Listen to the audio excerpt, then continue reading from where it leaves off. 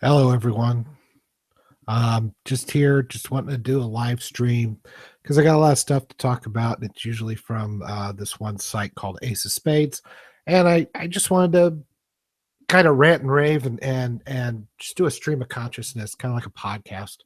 So if you're watching, you're a sad individual, and you should have more of a life than listen to me rant and rave for the next hour or two. Part of it is I'm keeping myself awake. If I go to bed or if I lay down, I'm going to fall asleep pretty quick. And I want to stay awake because my son is a little sick and I want to check on him every so often. So if I leave, I'll come back, just check on him.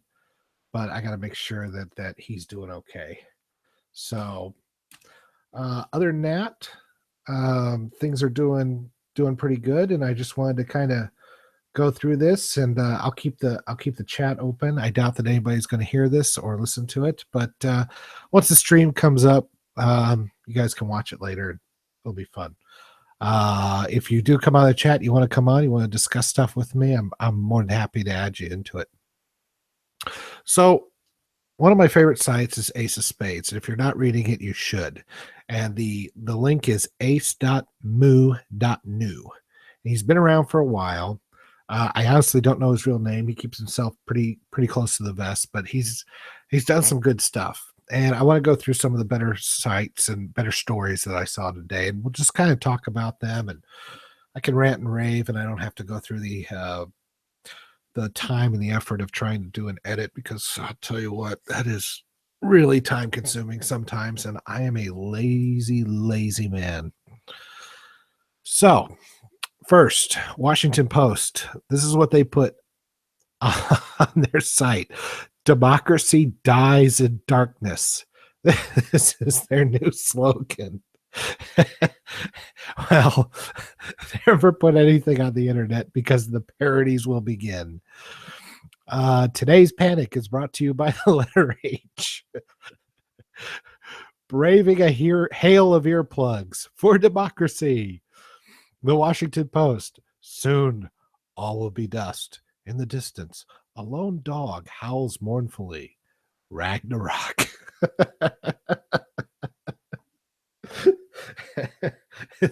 It doesn't get any better than this. The Washington Post. Penugle, Migwaf, Cthulhu. Right. I don't know how to pronounce any of this shit, but I love it anyway. Crossbows greater than longbows.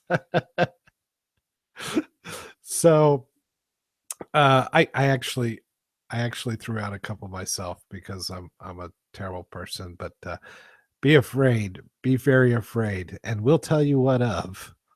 And my other one, the Washington Post, Soylent Green is made out of people. Some of these may be just for me. I don't care.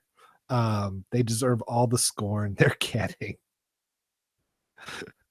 So, okay, let's go to the next one. Ben Shapiro, the National Review. You know, I generally like Ben Shapiro, but he seems to be okay with no platforming. So he's talking about how a speaker was invited to the Dillard University. And Dillard, this was in a historically black university in New Orleans. And they wrote against the speaker, they wrote up a letter. His presence on our campus is not welcome. Overtly subjects the entire student body to safety risks and social ridicule. This is simply outrageous. So the speakers, hey, Patrick, glad to have you. The speaker's safety was guaranteed by the university. He proceeded to explain, I will be Donald Trump's most loyal advocate. The protesters were the political left. They chanted, no KKK, no fascist USA. Protesters were hit with pepper spray and 2 were arrested. So did this make inviting the speaker worthwhile? Well, the answer should be obvious. From this account of events, you don't have enough information to say. Okay, so already we have to have more information to decide if a speaker is worthwhile to speak. Could have been Sheriff David Clark, Rudy Giuliani, or Newt Gingrich, but it wasn't. It was David Duke. Now, I'm going to go over to Ace from here, and I'm going to pretty much read most of his article, and I think it's just good stuff, and it's just a really long to try to read this whole thing over a regular video. So I'm going to go over it, and I think this is why I like Ace so much. I think he really nails this stuff. One of the aspects of the right I find most depressing, illusion shattering, and depressing is their eager adoption of every trendily retarded aspect of the left, just 5 years after the left adopts it. Conservatism for many seems to be progressivism plus a short period of time to give it some veneer of beloved tradition. One of the left's recent inventions was the doctrine of no platforming, or hashtag no platforming, as the kids say on Twitter. Actually, I'm trying to start out with Minds now, or Gab AI. And by the way, I kind of like Minds. I really haven't given it a chance. I'm going to keep playing with it, and hopefully it will get better. But it looks interesting. Anyway, the idea of it is that people should not merely oppose, contradict, refute, or rubbish statements they don't like, but apply social and economic pressure to block such statements from even being made at a venue they control or influence. Hence, no platforming. We will blockade anyone from even providing a platform to people whose speech we don't like. And this is sadly now accepted by many quarters on the right. Perhaps it always was. Yeah, it was. The Christians always were no platforming people. And right now, the GOP, the Mitch McConnell wing of the GOP, they decide who's worthwhile and who's not. The elitists, the snobs, they definitely have been no platforming. Ben Shapiro apparently seems to accept this practice and endorse it, despite the fact that he's been the target of many hashtag no platforming campaigns. So I read to you a little bit. He begins this piece by sketching out a scenario in which a speaker, no names yet, that's the trick, is disinvited from speaking at a campus by leftist groups. The hashtag no platforming works. The speaker is disinvited. Now Shapiro asks you, do you support this disinvitation? He counts on you to say no because only leftists push the hashtag no platforming. He claims you don't actually have enough information yet to make the determination then. And with a flourish, he reveals the name of the successfully hashtag no platform speaker, David Duke. This, I guess, is supposed to be a comet impacting the planet of your brain with great velocity. See, you were tricked. You thought the speaker shouldn't be disinvited, but then when you found out he was a bad guy, you then agreed he should be disinvited. But what if you still don't agree with the hashtag no platforming tactic, which I don't? What if you still don't agree with the left's, not the right's, at least not until the right's own cadre of social justice warriors legitimize the tactic in a bipartisan uniparty sort of way, tactic of denying speakers a platform, even if the speaker in question is odious? What if you still believe in the classical liberal formulation that the free marketplace of ideas should have as few barriers to entry as possible, and certainly not huge walls put up by minds fearful of hearing ideas they don't like? What if you still don't think that social justice warriors of the left or the right should be employing the tactic of shutting down speech instead of simply confronting it with, get this, more speech? Guys, if you think that only the left and only people on the left are no platforming, they are the loudest. But there are plenty like Ben Shapiro on the right who say, well, you can't let a KKK member speak. And I don't understand this idea. You let these idiots speak because you want idiots to have lights shown on them. You don't want to sweep them under the corners and into the dark and under the rug. You want them to be shown for the morons that they are. And the more you expose them, the more people are going to say, oh, okay, that makes sense. This guy's an idiot. And he'll be discredited. And other people will speak out against him. But when you no platform him, that doesn't make any sense. You're legitimizing him more. It's the exact opposite effect. They think that if you no platform him, you're pushing him aside, you're making him irrelevant, when actually you're legitimizing him more.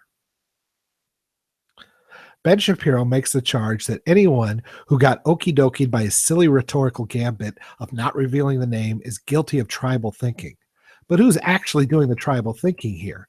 Who's actually guilty of saying, let him speak if I consider him respectable or at least acceptable enough to speak, but shut that suit down if I don't? Let me quote Shapiro on this point.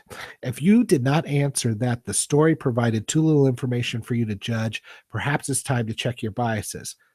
Perhaps I ought to check my privileges while I'm down there as well. What if I felt I did have enough information, Ben? What if I felt before the reveal and felt after the reveal that I object the left's and now the right's acceptance of hashtag no platforming and pressure groups creating barriers to the marketplace of ideas? What then? Did you decide that the speaker was on the right because the protesters were on the left? Did you decide the speaker had something valuable to say if he ticked off the left enough? If he melted enough snowflakes? No, Ben, I don't know whether he had something valuable to say. And if he had something non-valuable to say, then I want that out there so I can just tear it apart. If I don't know what he was going to say, then how do I know whether it's worth a shit or not? Maybe it's terrible stuff. We need to know because we need to let him speak, dumb fuck. Unfortunately, many conservatives have embraced this sort of binary thinking. If it angers the left, it must be virtuous. Undoubtedly, that's a crude shorthand for political thinking. It means you never have to check the ideas of the speaker. How am I going to check the ideas of the speaker if you're not going to let him talk, Ben? You seem to think this idea that everybody already knows all this stuff. If you watch the Jay Leno man on the street, people don't know all this stuff. Kids out there getting indoctrinated, they don't know the ideas of free speech. These things have to be fleshed out year after year, generation after generation. You have to let these assholes talk.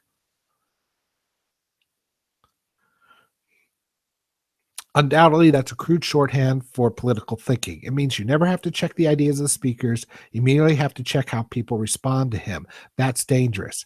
That's dangerous. That's political thinking.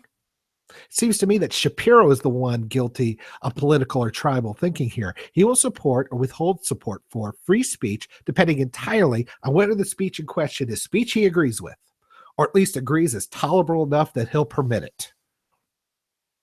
What's the difference, guys? What's the difference between that and an SJW?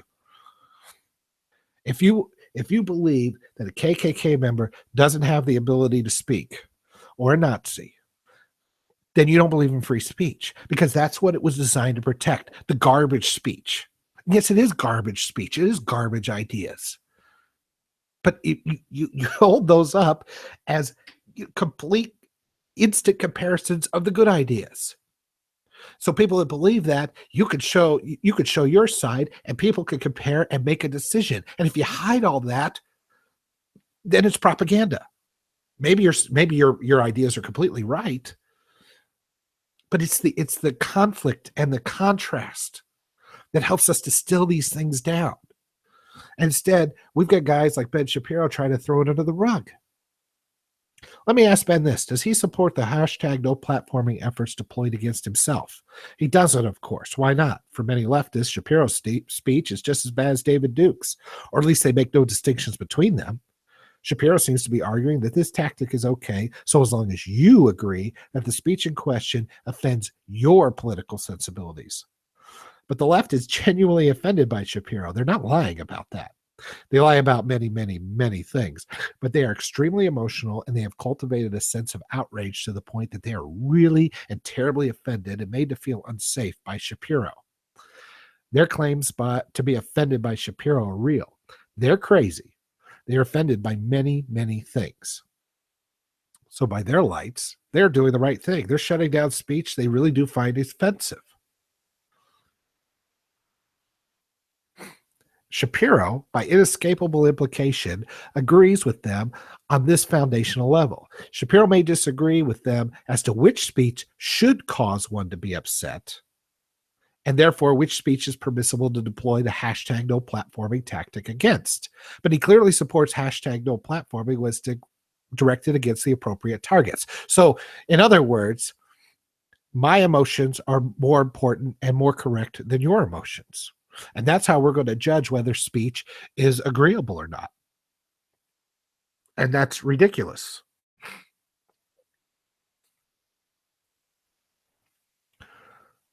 I don't know how on earth he could possibly have this argument with the leftists. Shapiro says, no, only use a hashtag no platforming people who are really bad, like David Duke or Milo.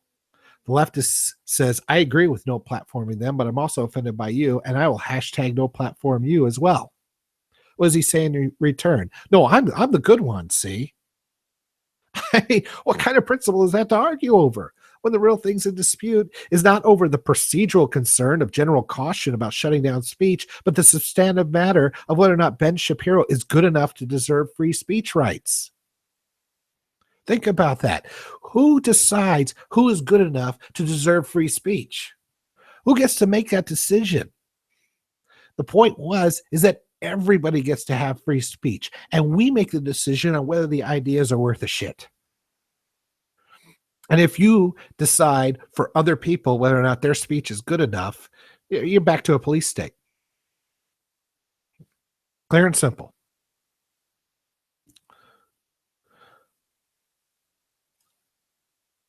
A principle in favor of free speech is not a principle of free speech if it turns on one's subjective evaluation of whether the speech in question is worthy of protection. That is elementary. The ACLU, before they decide to abandon the principle, preached that for years. It's not the speech we agree with that we have a principle of free speech to protect. Free speech you agree with needs no protection, for the love of God. On college campuses, you are, of course, free to talk about how terrible the tampon tax is and how white privilege can be eradicated by getting rid of whiteness, or whites, period. Because dominant cultural cohort controlling speech, there approves of that speech. As is often remarked, of course, in Nazi Germany, you were free to say nice things about Hitler. And in the re-Sovietified Russia, you are free to attack Putin's enemies. Speech which is approved by the dominant social order does not need protection, ever, under any circumstances. It's not the sort of speech we're even speaking about when we speak of free speech at all. That's so important. I don't understand why people on the left and the right will throw this away as soon as they hear something that they can't handle that they're offended by. Are we just ruling our entire country by just our emotions? Are we just a bunch of teary-eyed, we're just emotional tampons? We can only handle so much, and then we gotta toss the other stuff out. Free speech has always been about, must always be about the speech we find offensive ourselves. It is only that speech, the speech that we are sorely tempted to squelch ourselves or to cavalierly shrug at as our allies or semi-allies squelch it for us, that is in need of protection from without and especially from within. A principle, Mr. Shapiro, is not just a weapon one wields against one's enemies, limiting what they may do. A principle is supposed to be a restraint on ourselves, first and foremost, imposing limits on us ourselves before it's ever applied outwardly to restrain other people. A line which we ourselves will not cross, even though we'd really like to do so. An ethic of procedure, no thought of the substance of it allowed, and whether we agree with that substance or not, which binds us even though we might vigorously struggle against those bounds. If you find a principle does not cause you discomfort or restrain you from doing things you'd like to do, or sometimes compel you to do things you'd rather not, it's not a principle at all. It's merely a convenient, high-minded, sounding rationalization or justification for whatever action you choose to take in a principle-free, ad hoc manner. So you take a look at the left, how they went and destroyed Milo. And they went about, talked about pedophilia. While Clinton goes down to pedophilia island. How they say he's a racist, even though Robert Byrd was lionized in the Senate, who was a former Klansman. How they can't stand somebody who doesn't like feminism, thinks there's a woman hater. Well, Ted Kennedy murdered a woman, and Bill Clinton was a rapist, and it goes on and on. They have no principles. They only have the principle of feeling good about themselves, virtue signaling, and destroying that which they don't like, which is mostly us. They have no principles at all. They have no honor. And if we're going to fight them, and if we're going to win, we have to have it. We have to show that, or else it's all bullshit. It's all bullshit, and it is pure anarchy. A principle which does not impose limits and duties upon the alleged holder of said principle is not a principle. It is simply a license for one's own actions and an attack line against one's enemy's actions. So, no, I do not agree that we didn't have enough information to judge. Some group at that college used their free speech rights and decided, for whatever reason, to invite David Duke. That for me is plenty enough information to say I should reject the left's bend, faddish embrace of the hashtag no platforming tactic, and let Duke's odious speech be met by other speech. Shapiro concludes that deviating from his notion that hashtag no platforming is wrong for Ben Shapiro, but might be right for other people, Ben Shapiro agrees are really objectively bad. It leads to supporting bad policies and bad men. The enemy of your enemy isn't always your friend. Sometimes he's your enemy. Let me respond.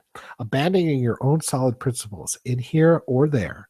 Now it's in operation, and now I've rescinded it, self-serving way, according to whether you feel the targets of the tactic deserve it enough, is supporting a bad principle in a zealot's quest to hunt down the bad men.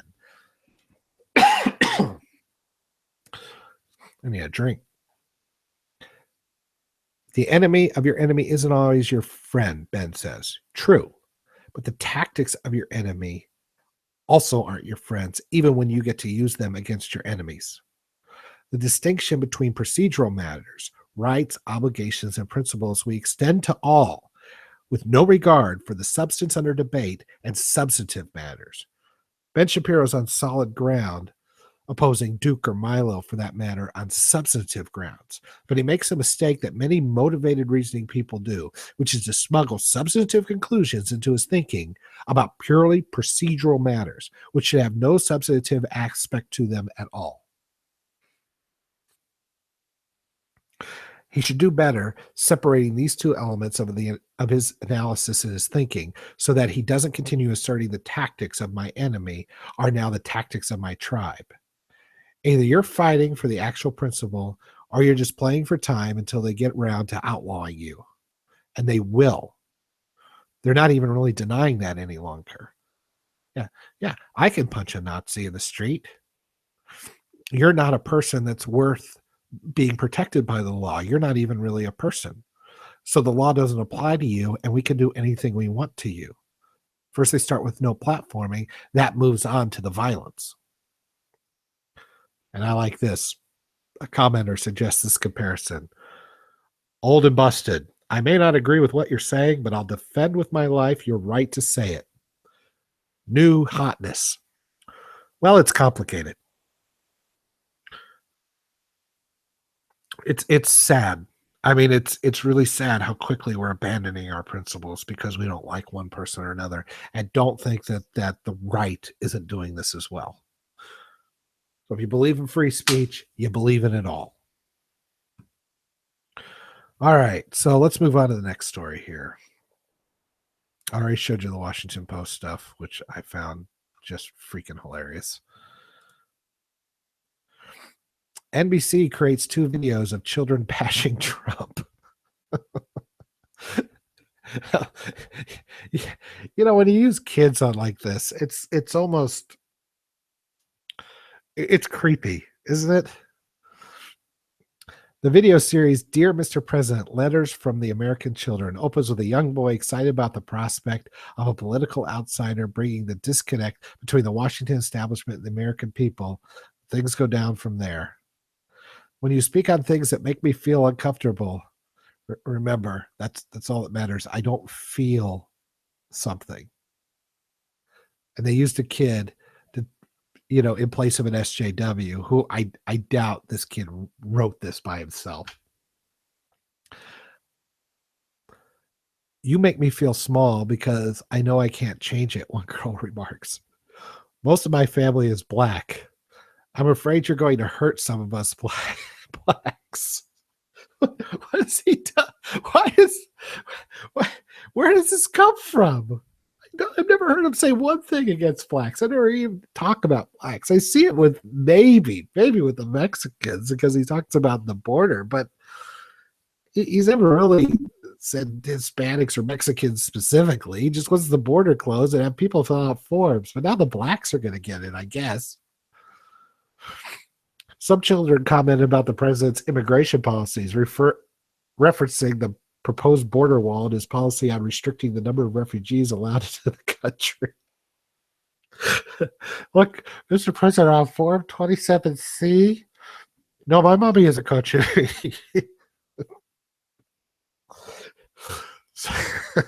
Some of my friends are really scared about you building a wall and the travel ban.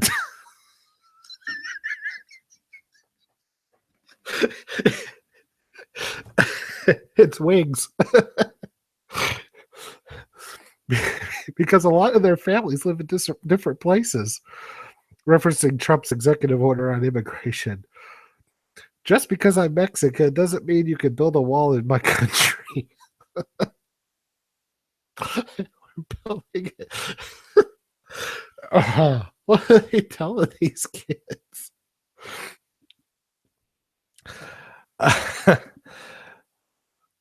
In one video, a young girl tells Trump, "Don't let people have guns." I don't know which people, all people, I guess. In another video, a boy claims that Trump is attempting to whitewash America. I'm sure the 5-year-old knows what that means.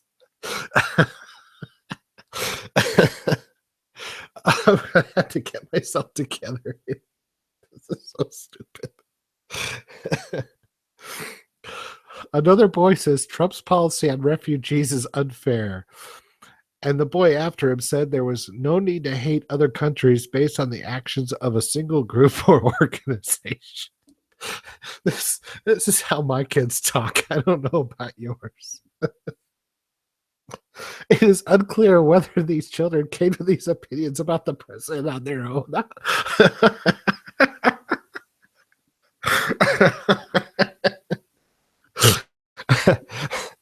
Trump has consistently criticized the mainstream media when he thinks his bias against him before he became president.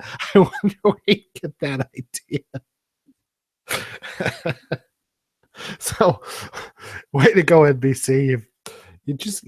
Mainstream media, you just got to keep clowning yourself. It's really a lot of fun. We really appreciate it. So on to Milo, this is something that came up. Evan McMuffin, they apparently spent $250,000 on opposition research to Milo, which means they hired PIs and video editors. And Evan McMuffin's involvement was confirmed. And this is how they found the what they found with the podcast and the things that Milo said about the pedophilia and everything else, which is, by the way, it's just ridiculous. Again, Clinton goes to pedophile island. You guys don't care. You didn't say a word. You're not protesting. Milo brings up a subject that might be considered. I don't know if I disagree with him, but it was just talking about it, just trying to, a guy that has been molested, and he's horrifyingly bad. They don't care. They don't have any principles. Remember that. And so Evan says in response, which basically confirms it, I never cared much for Nazi punks. So Evan, you spend $250,000, you hire PIs, you hire spies and snoops to try to stop these people. And he's the Nazi. If the jackboot fits, buddy, I have to go check on my son. I will be back in about 5 minutes. I appreciate all those who are watching so far, but I will be back.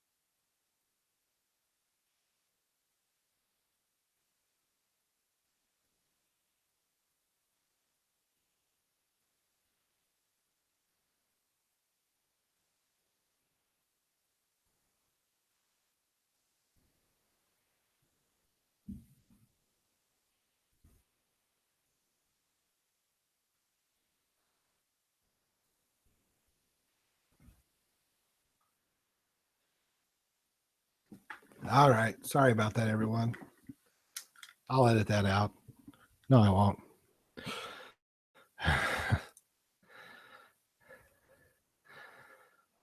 So this was interesting.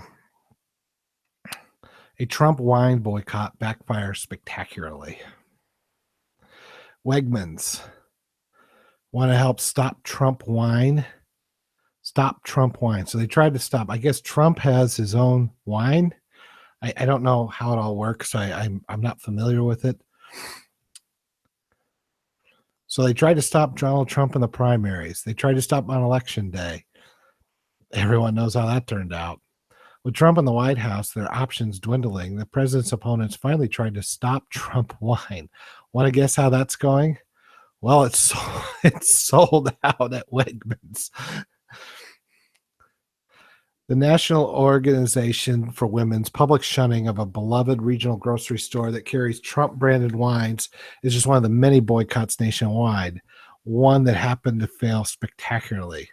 The Gates based grocer said that 9 of the Virginia stores had sold out of the Trump branded wine despite efforts to boycott the product and Wegmans for selling it.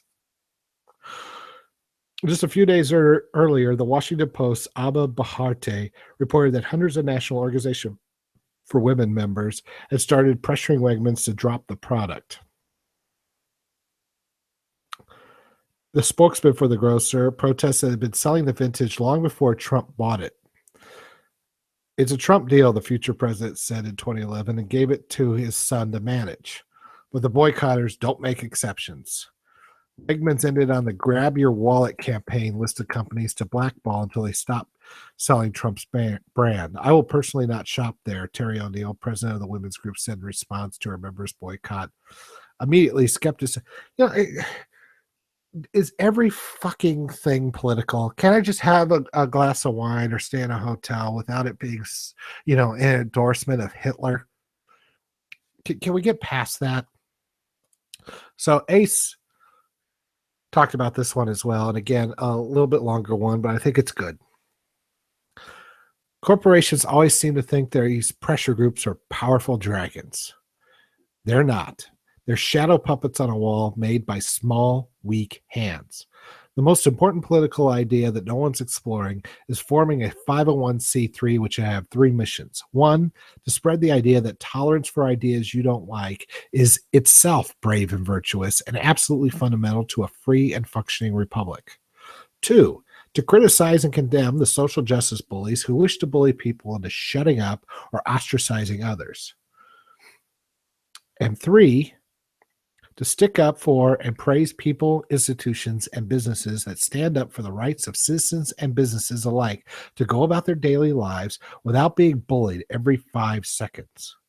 When the bullies go after institutions and companies, there's usually no one on the side arguing a person shouldn't be fired just because he has political views or some pressure group doesn't like, or a company's first business is just serving its clientele's commercial needs, not pandering to the manifold needs of cultural and political affirmation.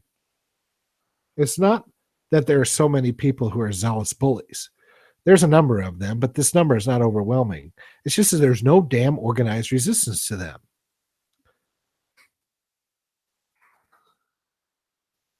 If 10 weaklings show up to pick a fight and there's no one else there to fight back against them, then the 10 weaklings win the fight. You can't beat something with nothing.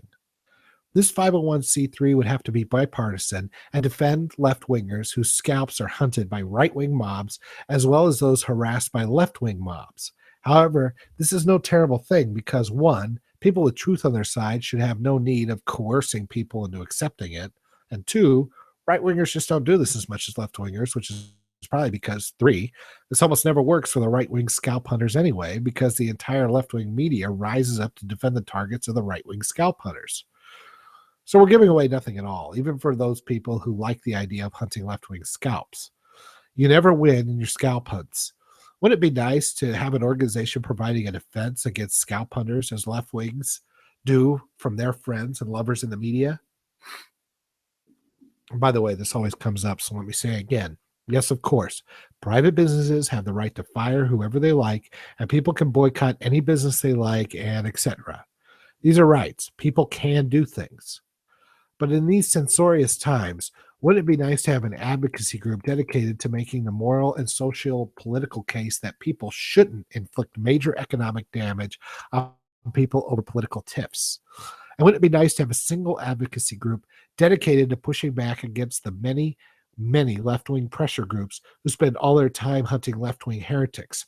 The point is that in normal situations, you should be able to just speak your piece. The press should put both sides of the story out, and people will make an informed decision on whether or not they should boycott a store or not. But it's all rigged against them. The store gets the boycott from a left-wing pressure group. There's no right-wing group to actually persuade or stop this. And the press is not going to give a fair accounting of the story. They're going to support the boycott. And so the people are getting a biased and probably dishonest accounting of what's happening with this store. And people either don't shop it or the store caves because they know nobody's coming to defend them. Now, how many times have you seen something like this? Jesse Jackson made a living off of this by threatening some company with, "You've been racist and we're going to boycott with our Rainbow Coalition." It's just, the press would be right there willing to drag the company through the mud. The company say, "No, no, no, what do we do?" He said, "Well, you pay us millions of dollars or hundreds of thousands of dollars and we'll go away." A donation to our group to show how much you care about fighting racism.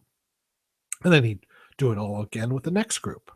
So, I mean, again, these assholes, they don't give a fuck about defending some principle.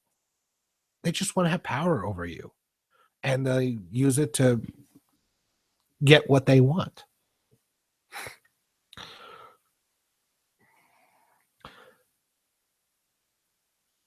Do we want the left to be the only player in the market for branding what is forbidden and what is mandatory?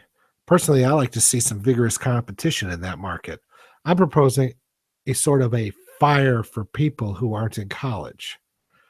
Most of the time, the people it advocates won't have any legal right to demand a company not fire them, but I'm sure they would at least appreciate a professional organization making the case for personal freedom of thought for them on TV, arguing against the scalp hunting mob's demands that the heretic must be burned at the stake right this moment. Remember the two guys that made a off-color joke about a USB dongle, got snapped a picture, and the Twitter mob went after them, and they got fired? Most of their work would not be legal in nature, but simply hortatory, persuasive. We must stop this vicious culture of scalp hunting if any of us are going to keep our heads intact. And it would be nice to shame the shamers in return, to point out how militant, dogmatic, zealous, and cultish they are, and how hateful, and how petty, and how stupid and cruel. When I was growing up in the 80s, it used to be like the moral majority and the religious zealots that did the same thing against, rock music and that kind of stuff. It was no different. I didn't like it then. I don't like it now. We don't all have to agree, but we must agree on this one point, that we have the right to disagree without mobs seeking to punish us to conformity. That way lies, and I do not mean this metaphorically, war. A person can only agree to be ruled by a ruler not to his liking if that rule is relatively light-handed and does not extend into every corner of his life. If the rule by an antagonistic king is to be heavy-handed and dictate our every choice and utterance, then I'm afraid we will not consent to be ruled by an enemy king, and that we will instead agree to divide our people and our lands into separate states. It is the state of man that he must suffer under a number of masters, his boss, his customers, his obligations to provide for his family, his own limitations, his own tendencies towards sin and self-destruction, that place a claim on 16 of his 18 waking hours per day. No man should permit himself to be controlled by 100,000 masters who lay claim not just to all his waking hours, but his dreaming hours as well. These pagan cultists even want to control the little fantasies you indulge yourself in books, movies, and video games too. And he should act with dispatch and grim seriousness of purpose if 100,000 such villains come forward declaring themselves to be his new masters. Jim Garrity writes about the growing social media threat to your ability to express yourself, but I should note his post is descriptive and he certainly doesn't endorse or even hint at the prescriptions or warnings I do in my post.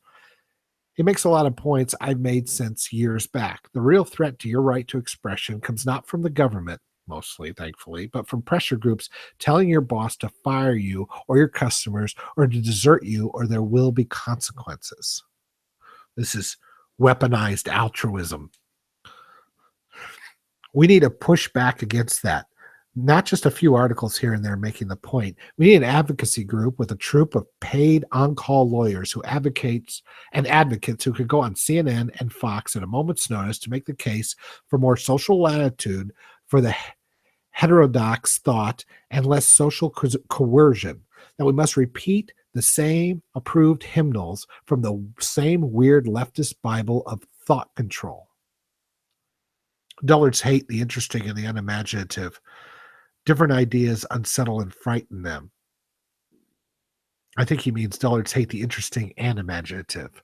Different ideas unsettle and frighten them, and perhaps make them feel a bit self-conscious about their own dimness, and will stop at very little to destroy those who oppress them with new or forbidden ideas. So, I mean, I remember, George Carlin's 7 Words and all this kind of stuff, and these assholes, they only want to control you. They're the moralizing busybodies only want to control you, and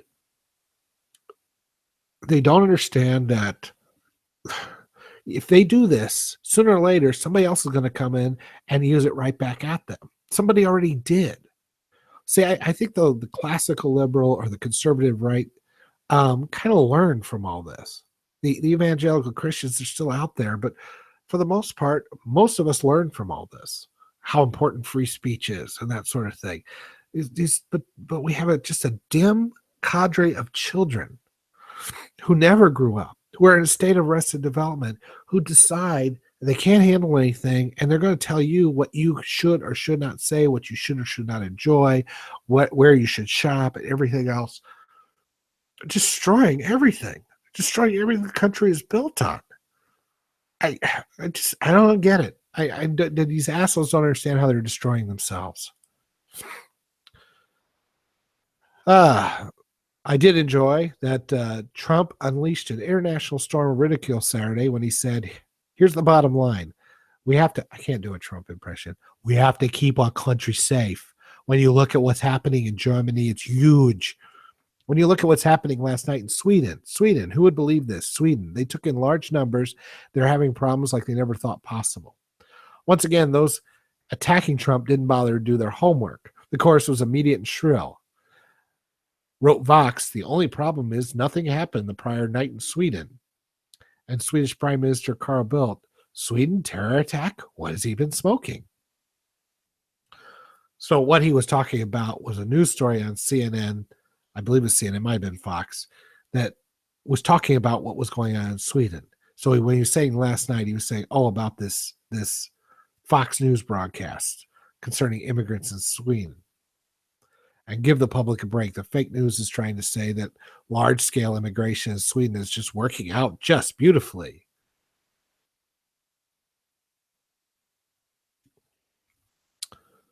So, let's see. Load more. On Friday night, according to Heat Street, Fox News host Tucker Carlson interviewed documentarian Amy Horowitz about his upcoming film about violence involving migrants in Sweden. Horowitz claims that the Swedish government is downplaying an uptick in violence following a wave of refugee migration into the country. Horowitz's film shows a country that is deep in denial about a growing problem of migrant violence, including a sharp uptick in rape over the last 5 years. Horowitz claims that the increase correlates directly to Sweden's refugee acceptance program. The country has taken in more than 190,000 Muslim immigrants in the same time frame. The migrant violence is just part of the problem. UK's Express reported several weeks ago. Thank you, Honky Kong. I am a race-mixing cuck. Sweden's prime minister was brutalized in parliament for allowing Sweden to crumble into a lawless state. This was not hyperbole. In February 2016, the National Criminal Investigation Service was forced to admit that more than 50 areas were now labeled as no-go zones, as sex crimes, attacks on police, drug dealing, and children carrying weapons were common occurrences. And I'm guessing it wasn't the blonde Swedish children. Malmö, Sweden's third largest city, has been so hard hit by crime and car fires, the Social Democrats demanded soldiers be sent to reestablish law and order. Malmo is Sweden's most Muslim-dominated area. On New Year's Eve, Muslim mobs fired rockets at crowds and police. The Express reported in November migrant sex attacks against children in the Swedish city of Malmo could increase following a spate of incidents in broad daylight, police have warned. The city of Malmo has seen a huge rise in migrant crime in the recent months.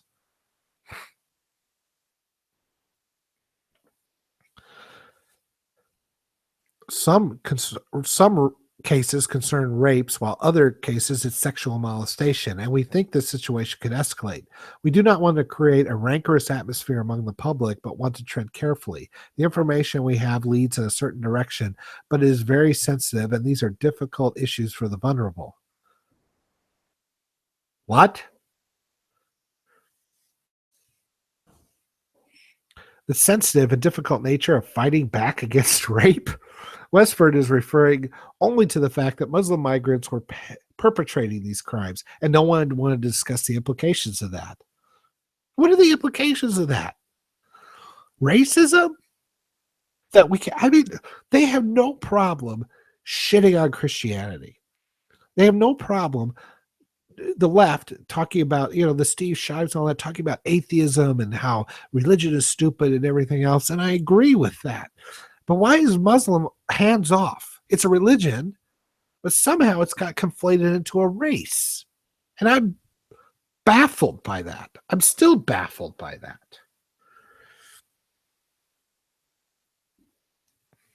Refugees are ruining our homeland while our new world is being destroyed by anarchists. Honky Cog.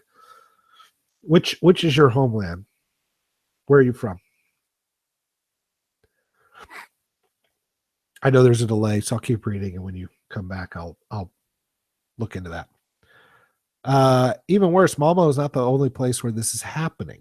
Last week, a Stockholm suburb of Rinkeby, which has high Muslim immigrant population, a gang of thugs attacked and brutalized 3 police officers on patrol. Europe. The entire continent? Or do you have a particular country?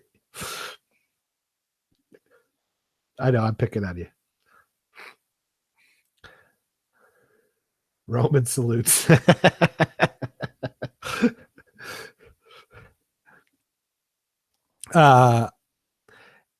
Let's see. This has been going on for years. In August of 2014 in Rinkeby, Muslims lured police in and then ambushed them with about 200 Muslims stoning cops and torching cars. And in January, 2 Afghan Muslim migrants kidnapped a Swedish woman and streamed their repeated rapes of her live on Facebook. Peter Springer, a police investigator in Örebro, blamed Muslim migrants for the chaos that was engulfing Sweden. I'm so fucking tired. What I'm writing here isn't politically correct. But, let's just get this out of the way, okay? If you have to modify correct with politically, it ain't correct anymore. Okay? It's like modifying justice with social or racial or something else. It's not justice anymore. It's a fun little buzzword, and basically you're saying one group gets preference over another. So there's no such thing. It's either correct or not correct. Politically correct is just horseshit. Our pensioners are on their knees. The schools are a mess. The healthcare is an inferno. The police is completely destroyed. Everyone knows why, but no one dares or wants to say why. What are you worried about? That the Muslims might get mad and rape your women? Seems like that's already happening. When he says no one, the chief culprit is the establishment media. Yeah, people who never have to worry about actually having this problem, who live in their very safe neighborhoods. Hard left Canadian reporter Doug Saunders claimed that the idea that Sweden was suffering from a rape epidemic falls apart as soon as you speak to anyone knowledgeable in Sweden. Saunders admitted that Sweden does indeed have far more reported cases of sexual assault than any other country. Then he asserted, it's not because Swedes of any color are very criminal. It's because they're very feminist.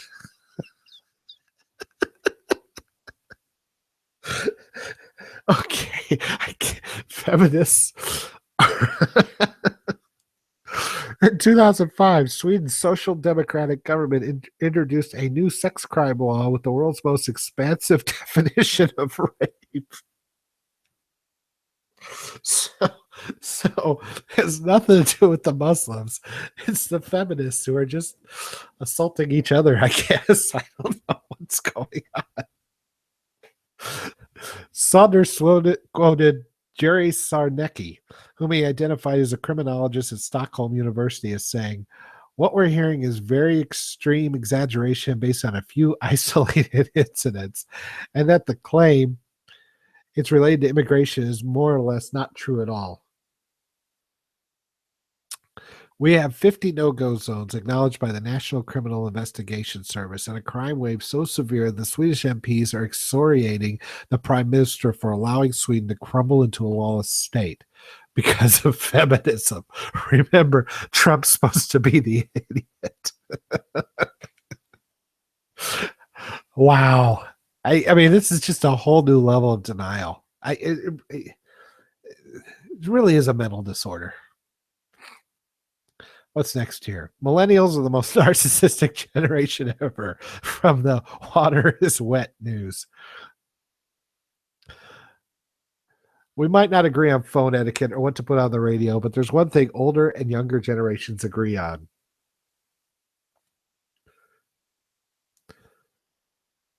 According to a study that consulted both millennials and their grandparents' generations, millennials are the most narcissistic of anyone born between 1980 and 1994. There's one thing they do disagree on: the extent of the narcissism. Older generations think millennials' narcissism goes beyond what millennials themselves will admit. Jonathan Grubbs, a doctoral candidate in clinical psychology at Case Western Reserve University, asked millennials and adults 60 years older to rank generations on their narcissism. The older group ranked millennials 65.3 on a 100-point narcissism scale, whereas millennials rated themselves at 61.4. So I don't know what to say. I mean, if you're narcissistic, you don't think you are, but they're so far over the top that even they have to admit it, just not as much. I guess the first step is admitting you have a problem. He also found that millennials don't like being called narcissistic, even though they admit to the trait. Oh, I'm so sorry. Poor little snowflakes. But having this label might not be a good thing. Why would it be a good thing? Why? It's Is this something that they have to? Is there a positive type of narcissism? Grubb said, over time, the narcissistic label could impact how millennials feel, their mental health, and their attitudes about themselves and their general generation. Their mental health, we've already figured out they're gone. They're off the deep end. They're done. In USA, Mexican immigration has reached tipping point where they have voting bloc power. Democrat. Does this happen in Europe? No, the EU just forced these laws onto Europe. Yeah, that's true. They don't wait for some stinking vote.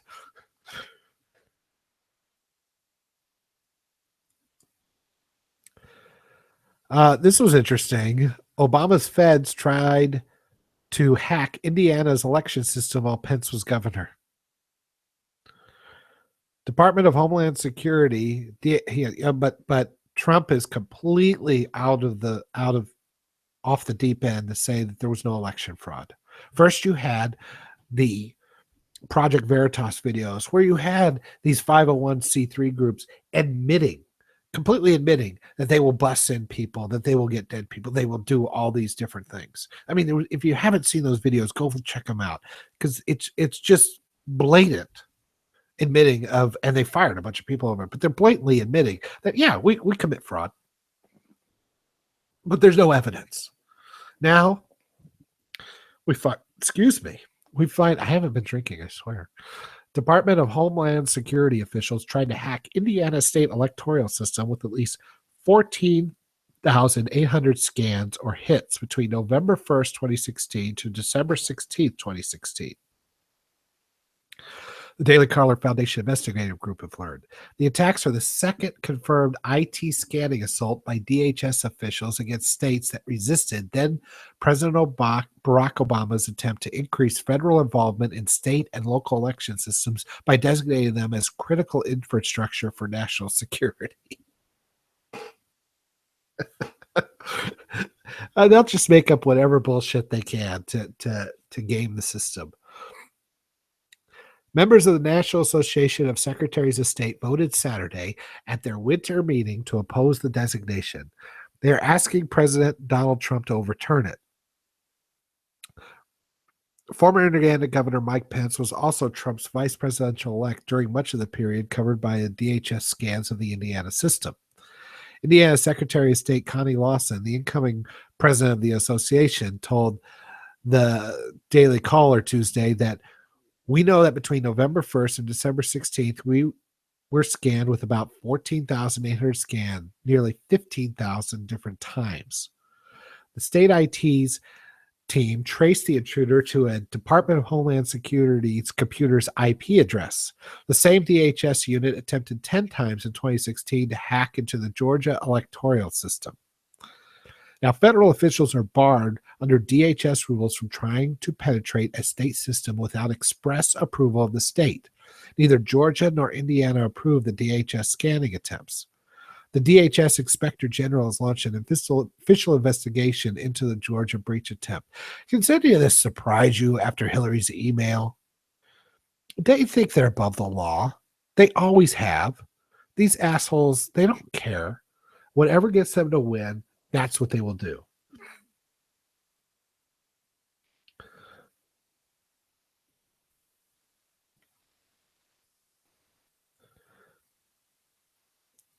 Thomas Vesley, IT director for the Indiana Secretary of State, told the DCNF that we kindly declined DHS assistance because we were very comfortable in the work we were doing in monitoring our election system.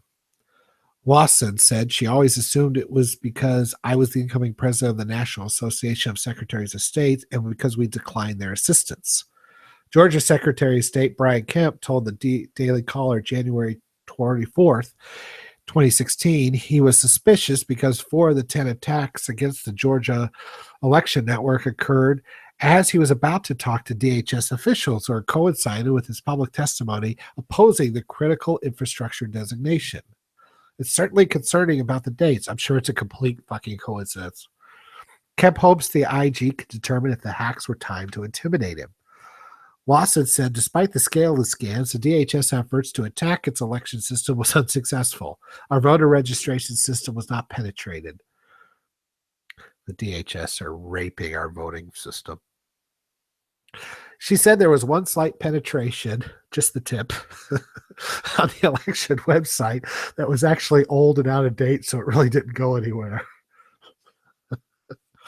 Governmental deployment of IT technology could be an evolving new tool against the political opponents or to oppose censorship, according to James Scott, a senior fellow at the Institute for Critical Infrastructure Technology, a cybersecurity think tank.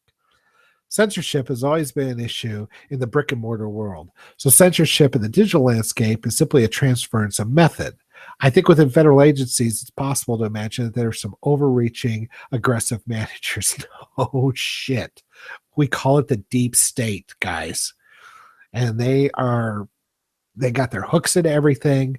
They stay in place no matter who's in the administration. And right now with Trump, they are scared as shit. So I'm not going to go through this all, but it's very concerning.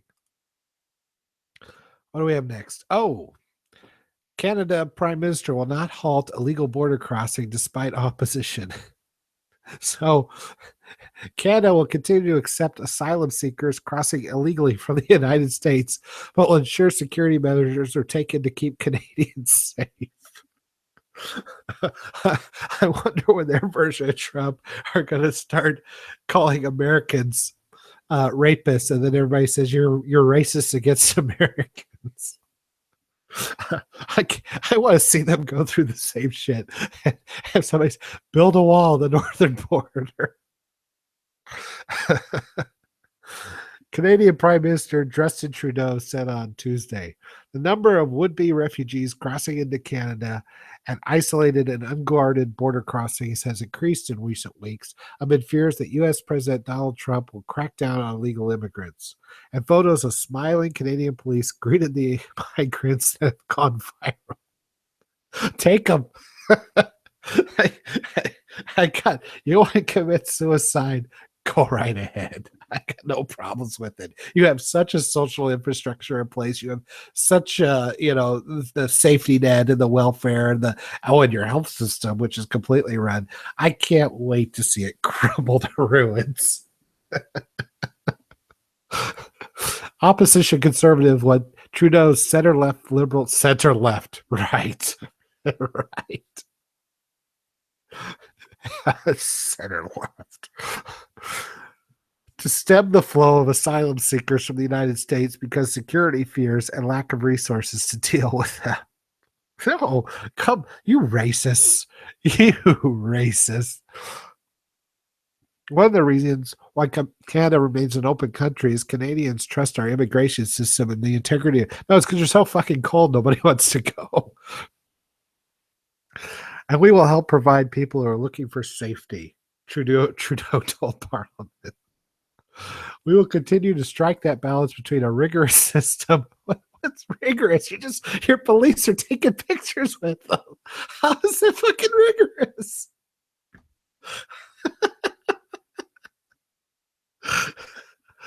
Accepting people who need help.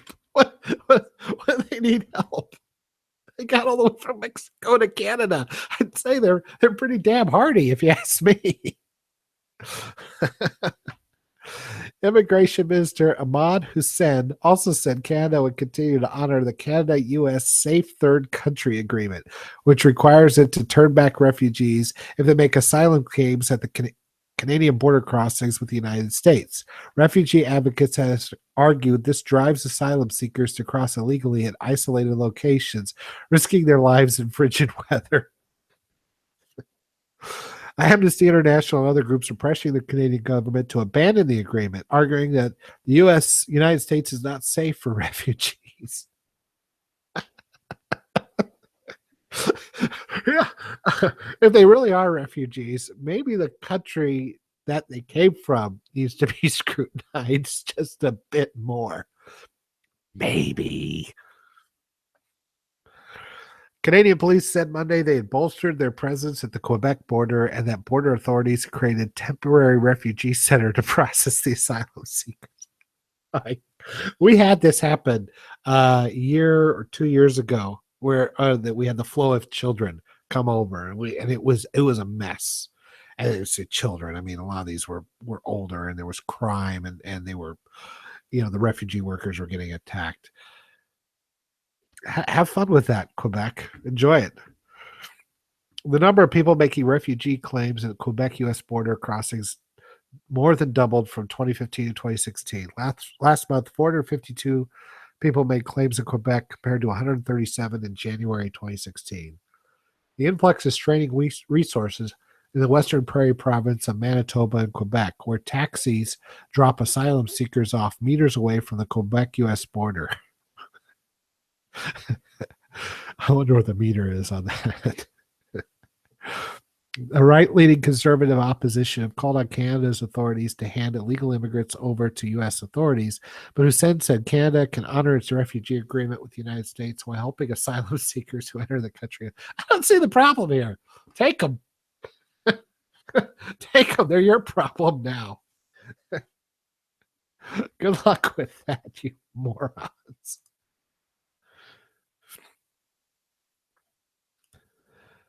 Trump to revoke Obama-era transgender bathroom guidance for schools. Oh, you live by the executive order, you die by the executive order. The Trump administration plans to revoke federal guidelines put out under former President Barack Obama, allowing public schools to use restrooms and other facilities that correspond with their gender identity. The source confirms to Fox, what could possibly go wrong? The source confirms to Fox News the Trump administration will issue new guidance saying that the Trump White House believes this is an issue better left to the states. So he's basically saying, you're the school, you decide. We're not going to do a one size fits all. Not going to stop you from doing it. We're just not going to make everybody do it. Which, of course, is the same thing that Hitler did in 1938. You know this, right? Press Secretary Sean Spicer also said at Wednesday's briefing that President Trump is a firm believer in states' rights, and his team will be issuing new guidance on the issue. Regarding reports that Education Secretary Betsy DeVos and Attorney General Jeff Sessions in class over the forthcoming guidance, Spicer said there's no daylight between Trump and his cabinet on this matter. The decision, not yet announced, will be a reversal of the Obama-era directive requiring public schools to grant bathroom access, even if the student's gender identity isn't the same as what's in the student's record. Although the original guidance carried no force of law, transgender rights activists says it was necessary to protect students from discrimination. There's 2 bathrooms. What? How the fuck are you discriminated against? Are you not allowed to take the piss? Do you have to piss in the drinking fountain? Where's the discrimination? Jesus fuck.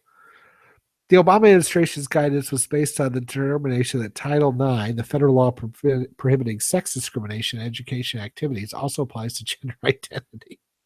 Where's the discrimination? They're not keeping the kids out of the bathroom. They're saying you got to use that one. And the boys use this one, girls use this one. There's not discrimination. But, unless, of course, you believe there's more than 2 genders, in which case you're an idiot. It was not legally binding, but Senate administration's interpretation of law. See, this is why I think you should get rid of the Department of Education.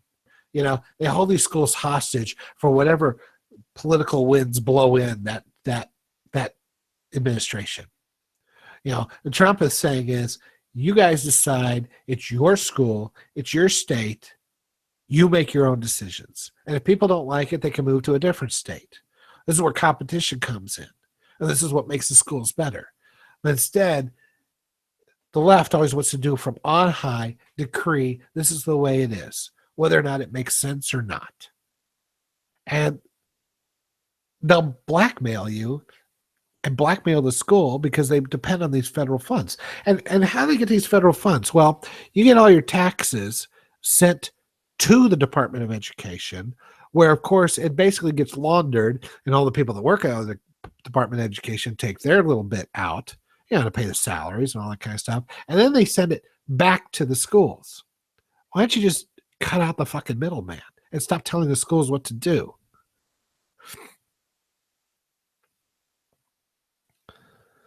A federal judge in Texas put a temporary hold on the Obama guidance in August after 13 states sued the administration over the requirements. Good for them.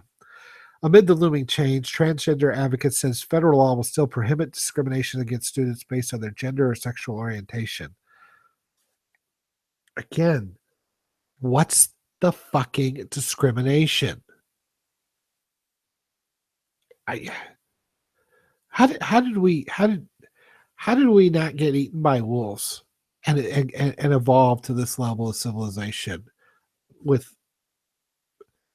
people like this in the gene pool that can't handle going to one restroom or the other? How do we become the dominant species on the planet with pussies like this?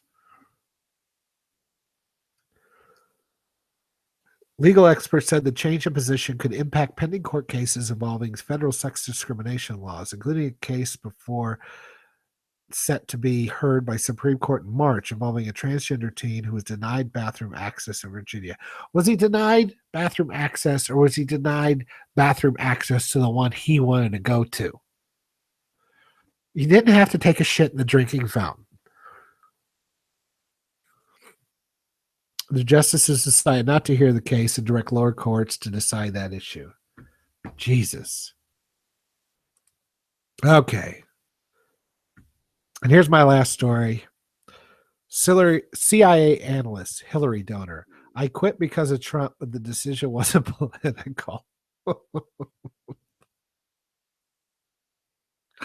I really have to say more? He's so full of shit. Edward Ned Price of the CIA, an analyst who resigned last week because of President Trump's disturbing actions. Disturbing actions. People had to wait a little longer at the airport. And some people who lived in one country couldn't come in right away. Guy's fucking Hitler. His decision had nothing to do with politics, but he donated thousands of dollars to Hillary Clinton's failed 2016 presidential campaign. To be clear, my decision had nothing to do with politics. I would have been proud, again, to work on a Republican administration open to intelligence analysis. Now, you wanted to work for the deep state, for the establishment, not these populists, not these people, these citizens who think they have a voice in their own fucking country. They don't know what they're doing, these mouth-breathing knuckle draggers. Fuck them.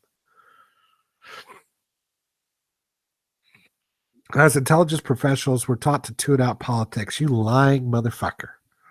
And noted that despite working proudly for Republican and Democratic presidents, or the establishment, I reluctantly concluded I cannot in good faith serve this administration as an intelligence professional. Yeah, because he knows. What did you guys do? You tried to take him down with a bogus report. You should resign because you're fucking incompetent. Price suggested his decision emanated from President Trump's disturbing actions. However, public records indicate Price has been listed as a registered Democrat in D.C. since 2008. Further, the FEC, the Federal Election Commission records, show that Price donated thousands of dollars to Hillary Clinton's presidential campaign. These records indicate that on August 21st, 2016, he made 2 donations to Clinton's campaign. Price donated $2,300 to the DNC. What did they pay the CIA? Motherfucker, I couldn't give $2,000 to a campaign, and I made good money.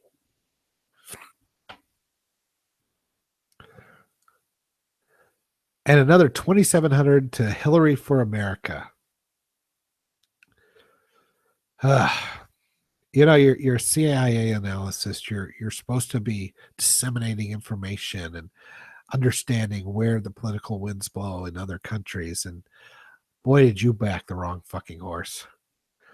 According to the NPR, the Hillary Victory Fund. I'm sorry, I still have a lot of schadenfreude over that. Is a joint fundraising committee for Hillary for America, the Democratic National Committee and the Democratic Committees of 32 states and Puerto Rico. However, Price's deep ties to the Democratic Party reach back over 15 years. According to his LinkedIn profile, Price campaigned for Dallas's former Democratic Mayor Ron Kirk in his unsuccessful bid. You just back in all the winners, aren't you? Kirk lost to then Texas Attorney General Senator John Cornyn. Then, November 2013, Price contributed $250 to Massachusetts Democrat Seth Moulton, in his bid for Congress, according to FEC records. In his op-ed, Price, you backed a Democrat in Massachusetts. Big fucking deal. In his op-ed, Price also attempted to echo rhetoric from the lefts, alleging Trump's chief strategist, Stephen K. Bannon, was a media champion of white nationalism. Those false smears have repeatedly discredited by individuals from all over the political spectrum. So much fun. So much fun. Oh, and I do enjoy also, I think Bering did a video on this, but the journalists who accused PewDiePie of anti-Semitism tweeted a Holocaust joke. Ben Fritz. They went back and they found this. Just attended my first Hanukkah party. Had no idea Jews were so adept at frying. My hard on is purely for the Nazis. Well, obviously, I'm not counting jokes about black people. Those are just funny. So, jokes for me, not for thee.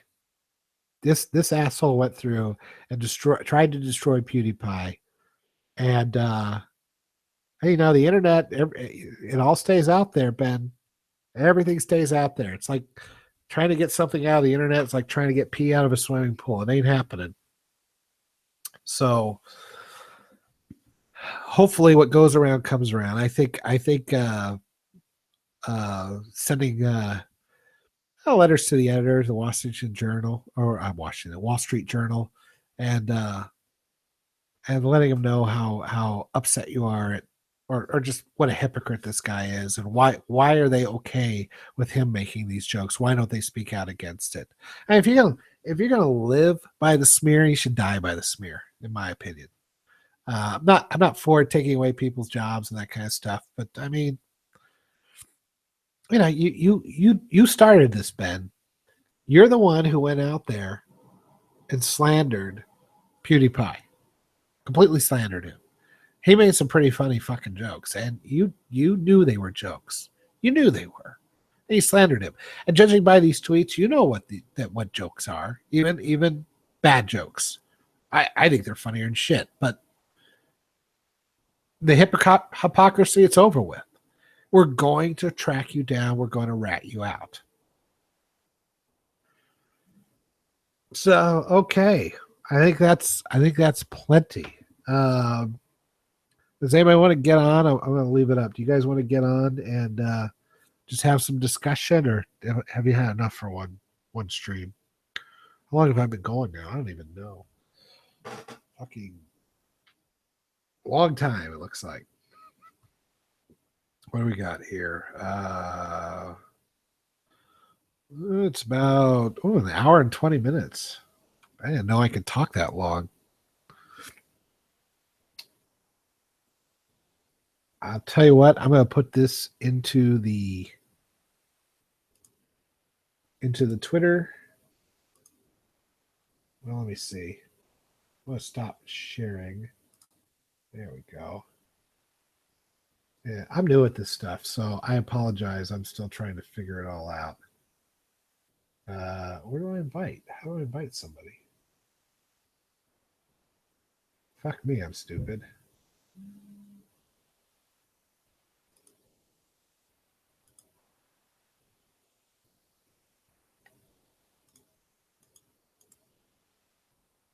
Seriously, I'm stupid. I cannot. Oh, here it is. I'm dumb. Okay, invite. There we go. All right.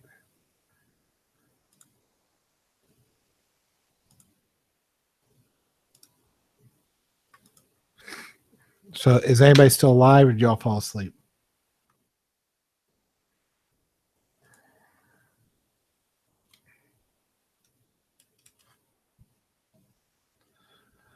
Oh, great. I killed them.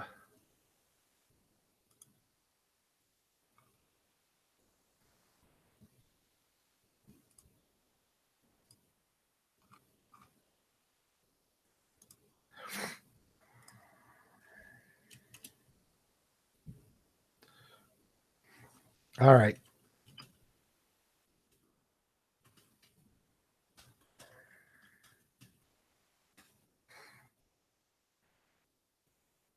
All right. So I've sent out an invite to one of the channels. Let me see here.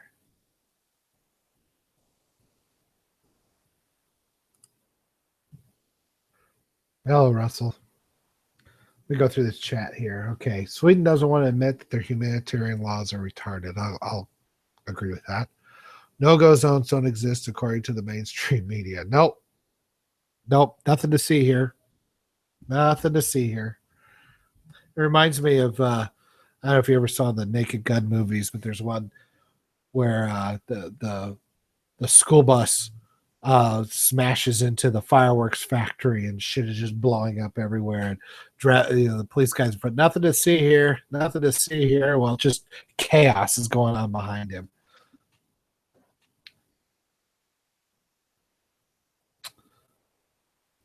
In USA, Mexican immigration has reached a tipping point where they have voting power. Does this happen in Europe? No, EU just forced these laws. Yeah, I think we talked about that. Just generally curious what you thought of things so far. Which things are you talking about, Duffel Puds?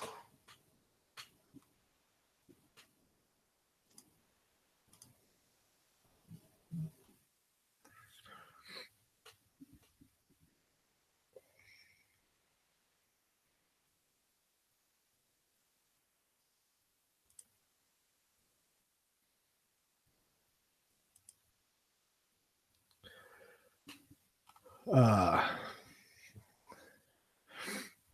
I've been going on and on about what I think of things so far. So I need a specific, I think. Let's see here.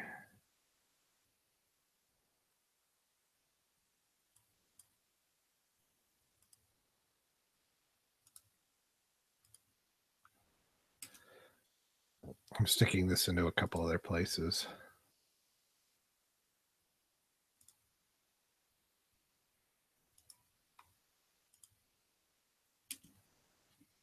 All right. We'll see if anybody joins. Oh, I need to. What's going on? I hear something. Oh, that's my daughter. She's got her speaker on. It's very loud. I can actually hear it through the walls, through the floor, because I'm in the basement. She's right above me.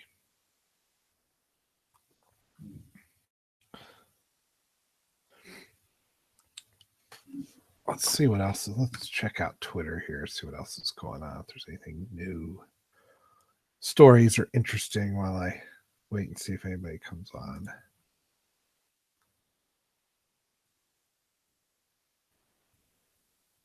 Donald Trump previews budget. We must do a lot more with less. I'm down with that.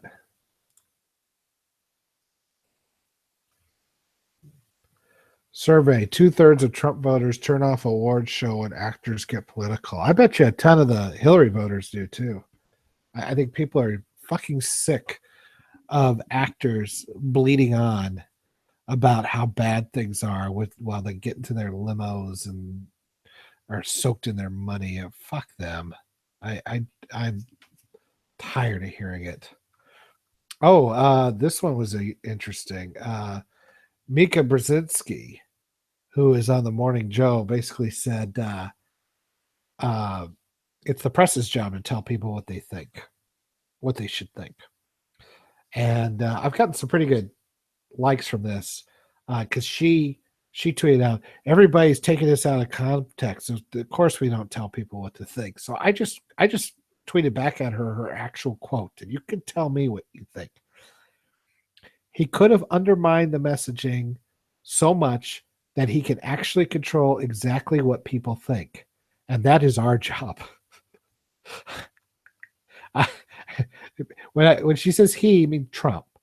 He could have undermined the messaging so much that he can actually control exactly what people think. And that is our job. Mika, I think we know exactly what you mean. Oscar voter, Meryl Streep is a clown, only got nominated for giving anti-Trump speech. Wow. I got to take a look at that. Hold on. Who said that? One brutally honest Oscar voter says 20-time nominee Meryl Streep played her role in this year's Florence Foster Jenkins like a clown and believes the actress was only awarded a nomination in return for delivering her infamous anti-Donald Trump speech at the last month's Golden Globes. He's anonymous, of course. I don't blame him. Um, oh, it's a female member. It's her. Uh, yeah. I thought Meryl Streep played it like a clown. She's cute and adorable, but this woman didn't matter to me in the end. But people are gaga over Meryl, and I think she solidified her nomination when she gave that speech at the Golden Globe. The Academy member, a female member of the acting branch, added, I don't think she would have gotten nominated without it. That's funny. In January, Streep used her Cecil B. DeMille Lifetime Achievement Award acceptance speech at the Golden Globes to rebuke President Trump for what she called his disrespect and his violence while shitting on football, as I recall.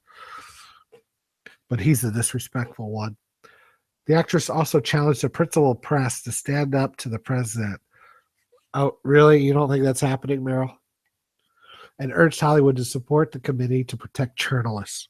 The three-time Oscar winner's Globe speech was lauded by the film industry, and the press set the tone for other award shows to feature politically charged anti-Trump screeds. Yeah, I can't wait to watch the Oscars and see how much of the time is filled up by fuck Trump messages. Later that month, actors including Ashton Kutcher and Julia Louis-Dreyfus trashed Trump in his executive order on immigration from the podium of the Screen Actors Guild Awards. In February, a number of artists at the 59th Annual Grammy Awards used their performances to make political statements, including Busta Rhymes, A Tribe Called Quest, and Katy Perry. And fuck all of you guys. You don't have any of these refugees coming to your house. I know you got mansions. I know you got all kinds of open fucking bedrooms. You know, they can use a dip in the pool. Come on. They need wash. They've been running through the desert. They need a bath. Give them a break. They've had a long haul. Have you ever been through the desert? I saw the Oh, who do we got? Yoda, are you talking to yourself again? I'm talking to the world, Danny.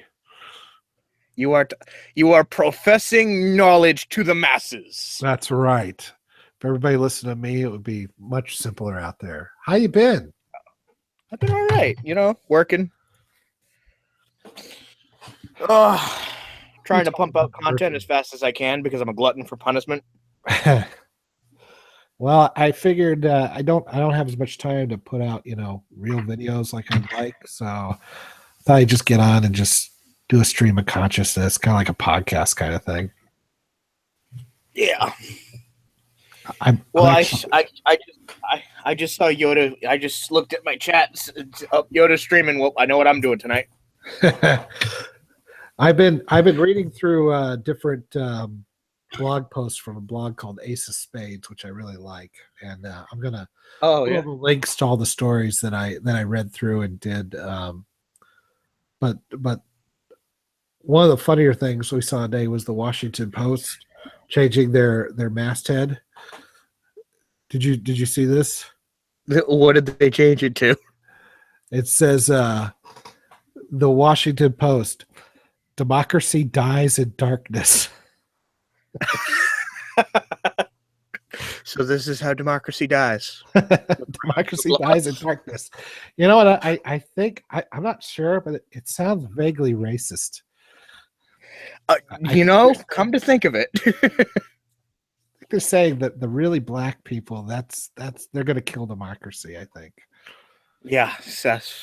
Well, I mean, democracy was an invention of white people, so it's true. So it's going to die in black people, I think. I'm accusing the Washington Post of racism because fun. Did you hear what happened with? Did you see Barring's video about the Wall Street guy from the Wall Street Journal? Yeah, I just got done talking about that. Yeah, I got the posts up here. Poetic fucking justice. I'll share my screen out again here if I can figure out how to do it. Here we go. I'm excited. I actually had a decently pleasant exchange earlier between myself and Kazum Fowler. Really? I commented on one of his videos because the guy who he was talking about in the video was just so stupid it made my brain hurt. And he agreed. And then he actually watched the video that I did on him between his exchange and between him and Baring. Okay, so give me some history on this because I don't think I saw the exchange between him and Baring. So basically, what happened? You heard about the chicks with dicks thing, right? With Baring and Steve Jobs. Yeah, which by the way was fucking hilarious. Kazum thought that perhaps Baring went too far to make the point he was trying to make. Okay, yeah, I think I did see that, but give me some details. There's been like 8 million things happen since then.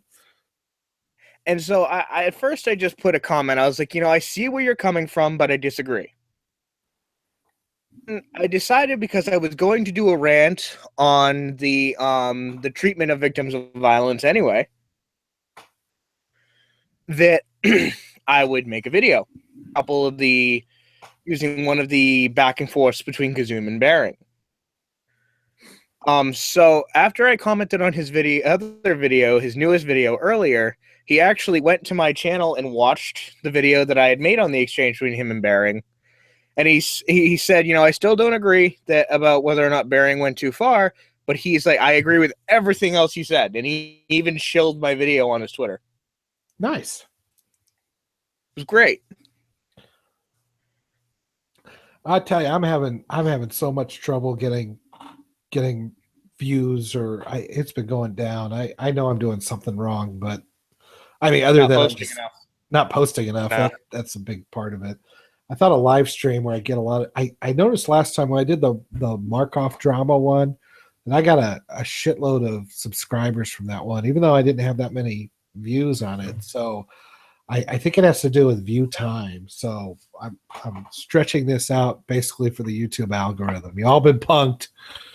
I'm not interesting at all. Yeah, it also has to do with that, just the amount of drama that was around it. I mean, I got close to 100 subs out of the Markov drama. Yeah, that was something else. I don't know. And I've said this in my last few videos, I just can't get excited over MGTOWs. I can't muster any emotion over it. They're so irrelevant. I'm much more concerned about this deep state shit. Yeah, see, my thing is I just like making fun of them. Yeah, I mean, for entertainment purposes, I get it, but it just is holding very little interest for me. I'm much more interested in screwing with feminists or people that have. I mean, I don't want to sound like I only want to punch up. It's not that, but it's my thing with feminists is that they don't often react. That's why I love going for the MGTOW and the gender fucks, because they will come at me and they will try to like destroy me. I relish in the controversy. So you just like stirring the pot. Yeah, pretty much. Okay. I like to refer to myself as professional shit stirrer in training. Look, man, you could just go to a bar and throw a chair through a window. But that's too easy, especially considering I'm a near 300. Especially considering I'm a near 300-pound man. That's not.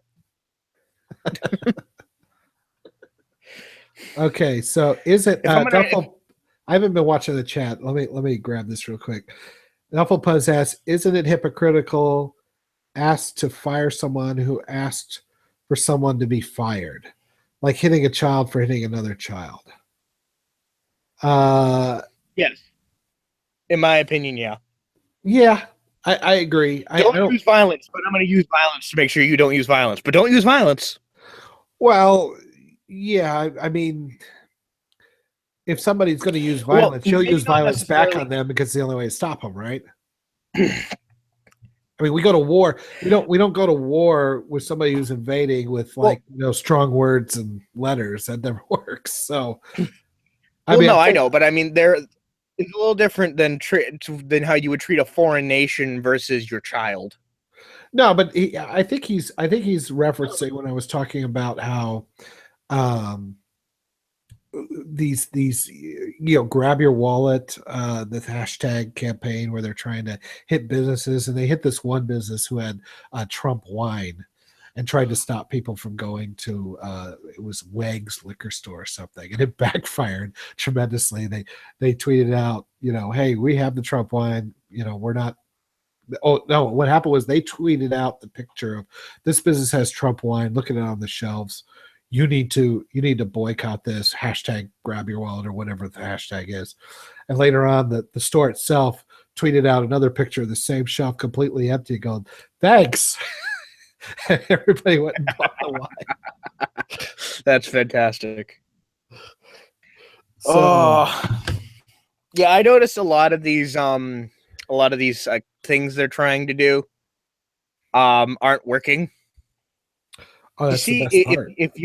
if you put your protest on somewhere like Twitter, where even the opposition can see it, it usually doesn't work.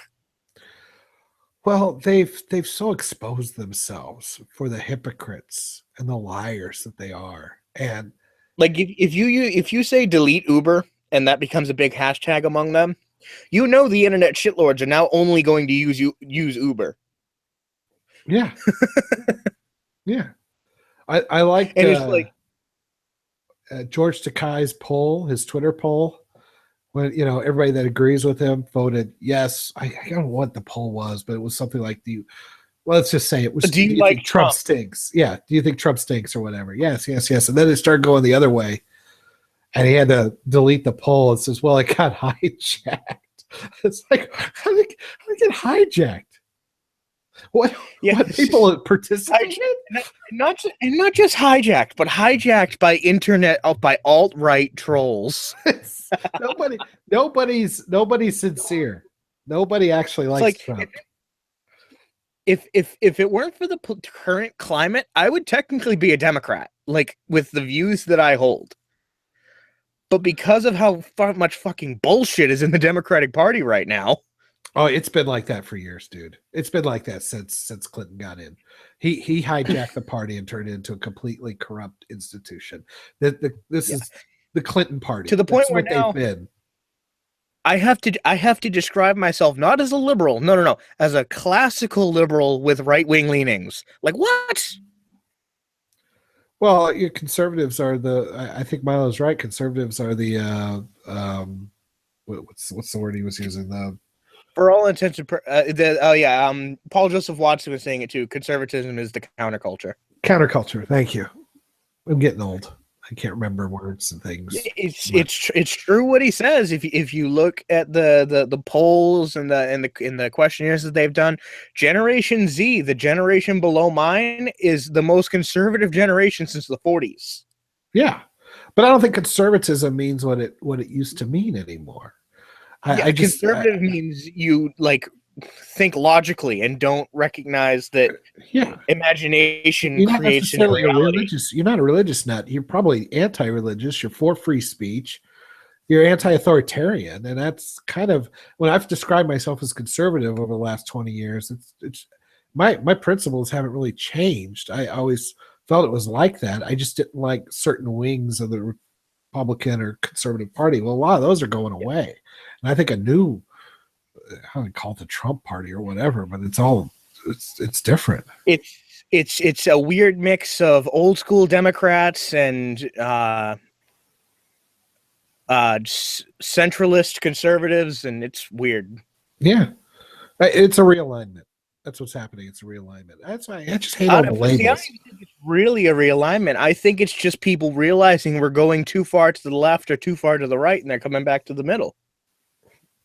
Yeah, I'd agree. We definitely went too far to the left.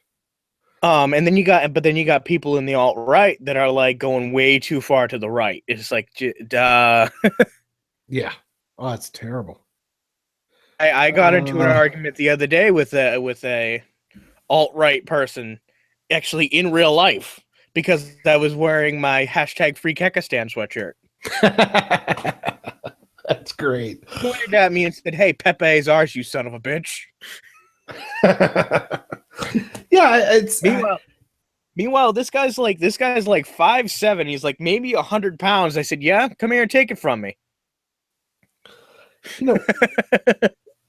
What? Yeah. One thing I don't understand, which I'm really getting tired of, is this whole idea that everybody is got to be a part of some group.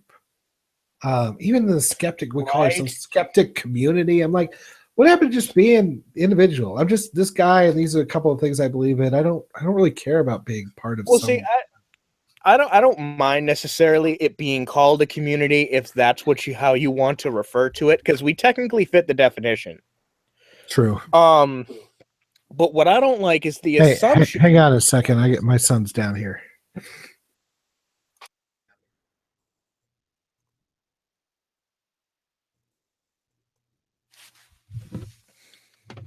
So how we doing, chat? We doing good?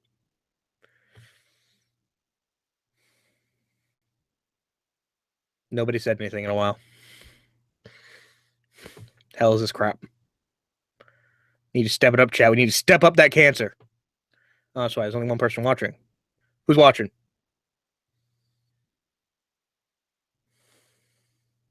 Who are ya? Who are ya? Who are ya?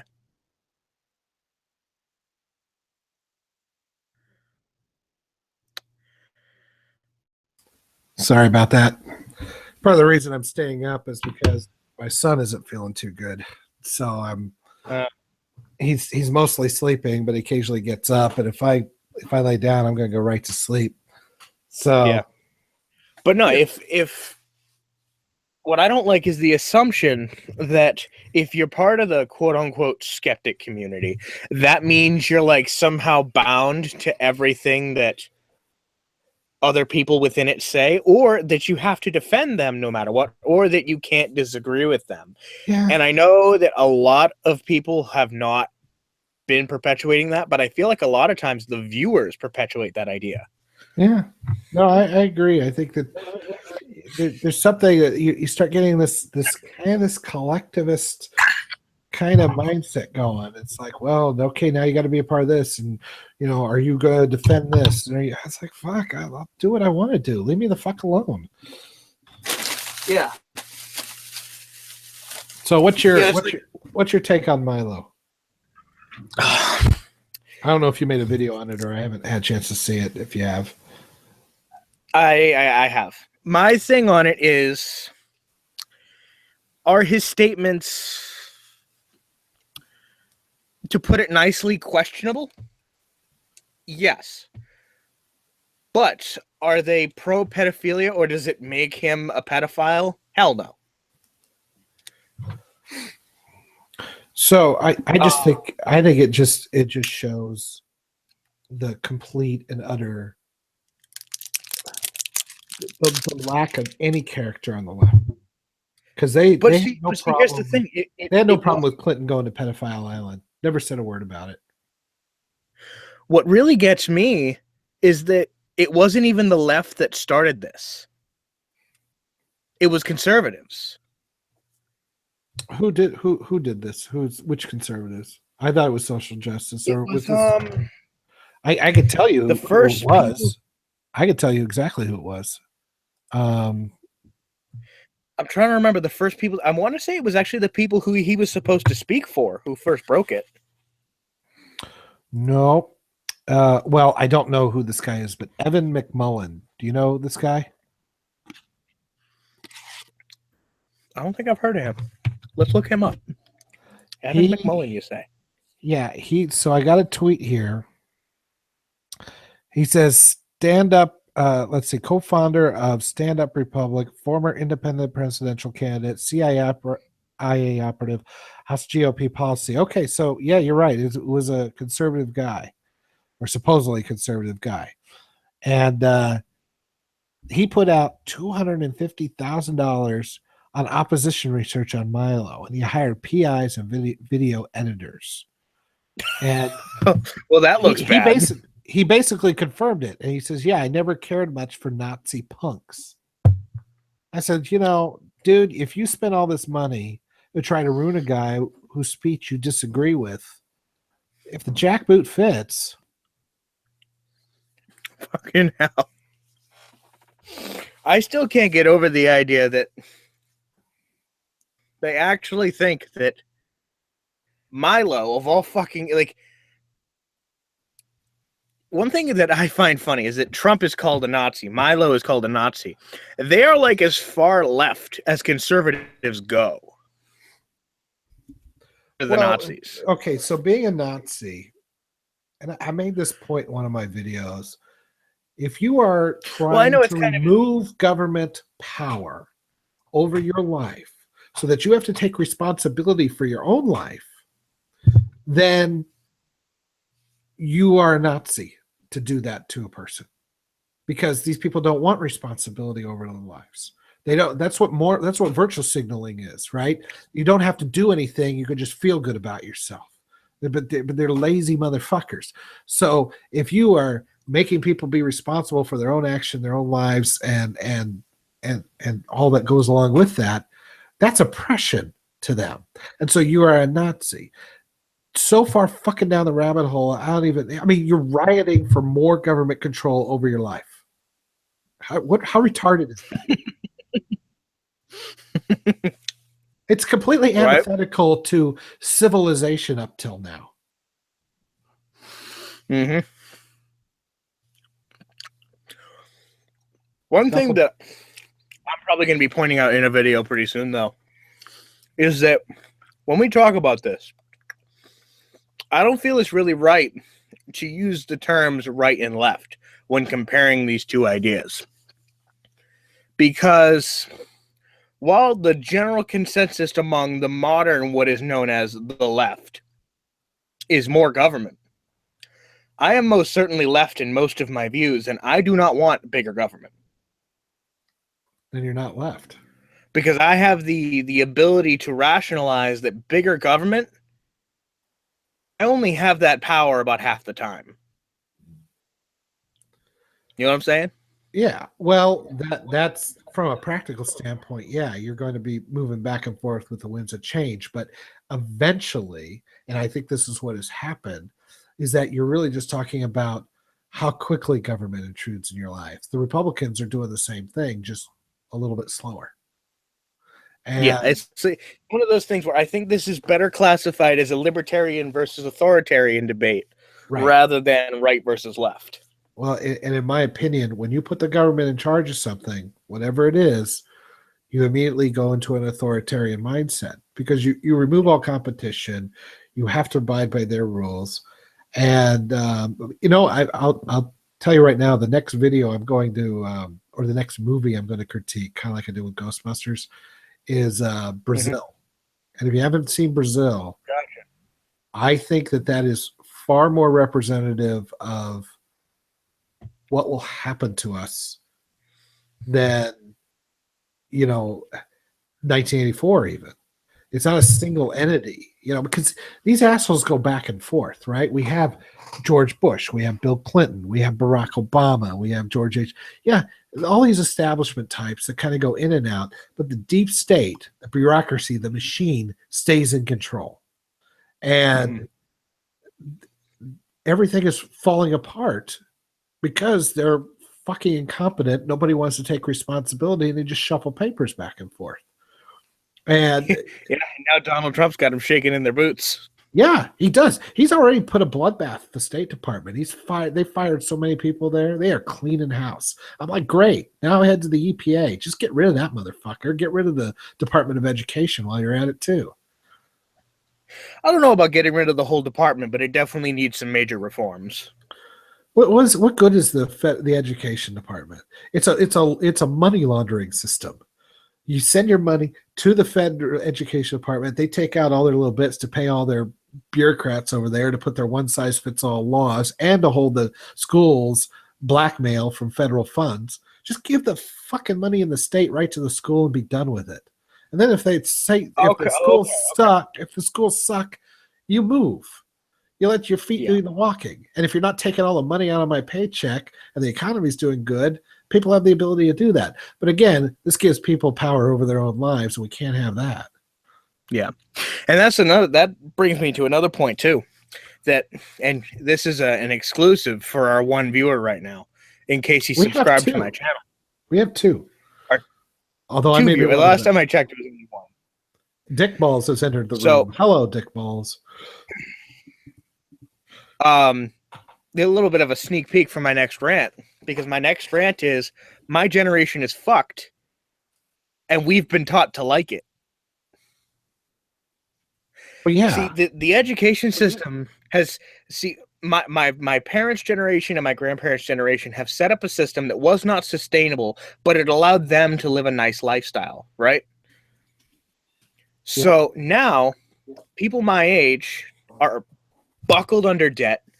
They're facing what we're going to have to try to fix being the worst national debt this country has ever seen, probably any country has ever seen. Most of it run up under the Obama administration.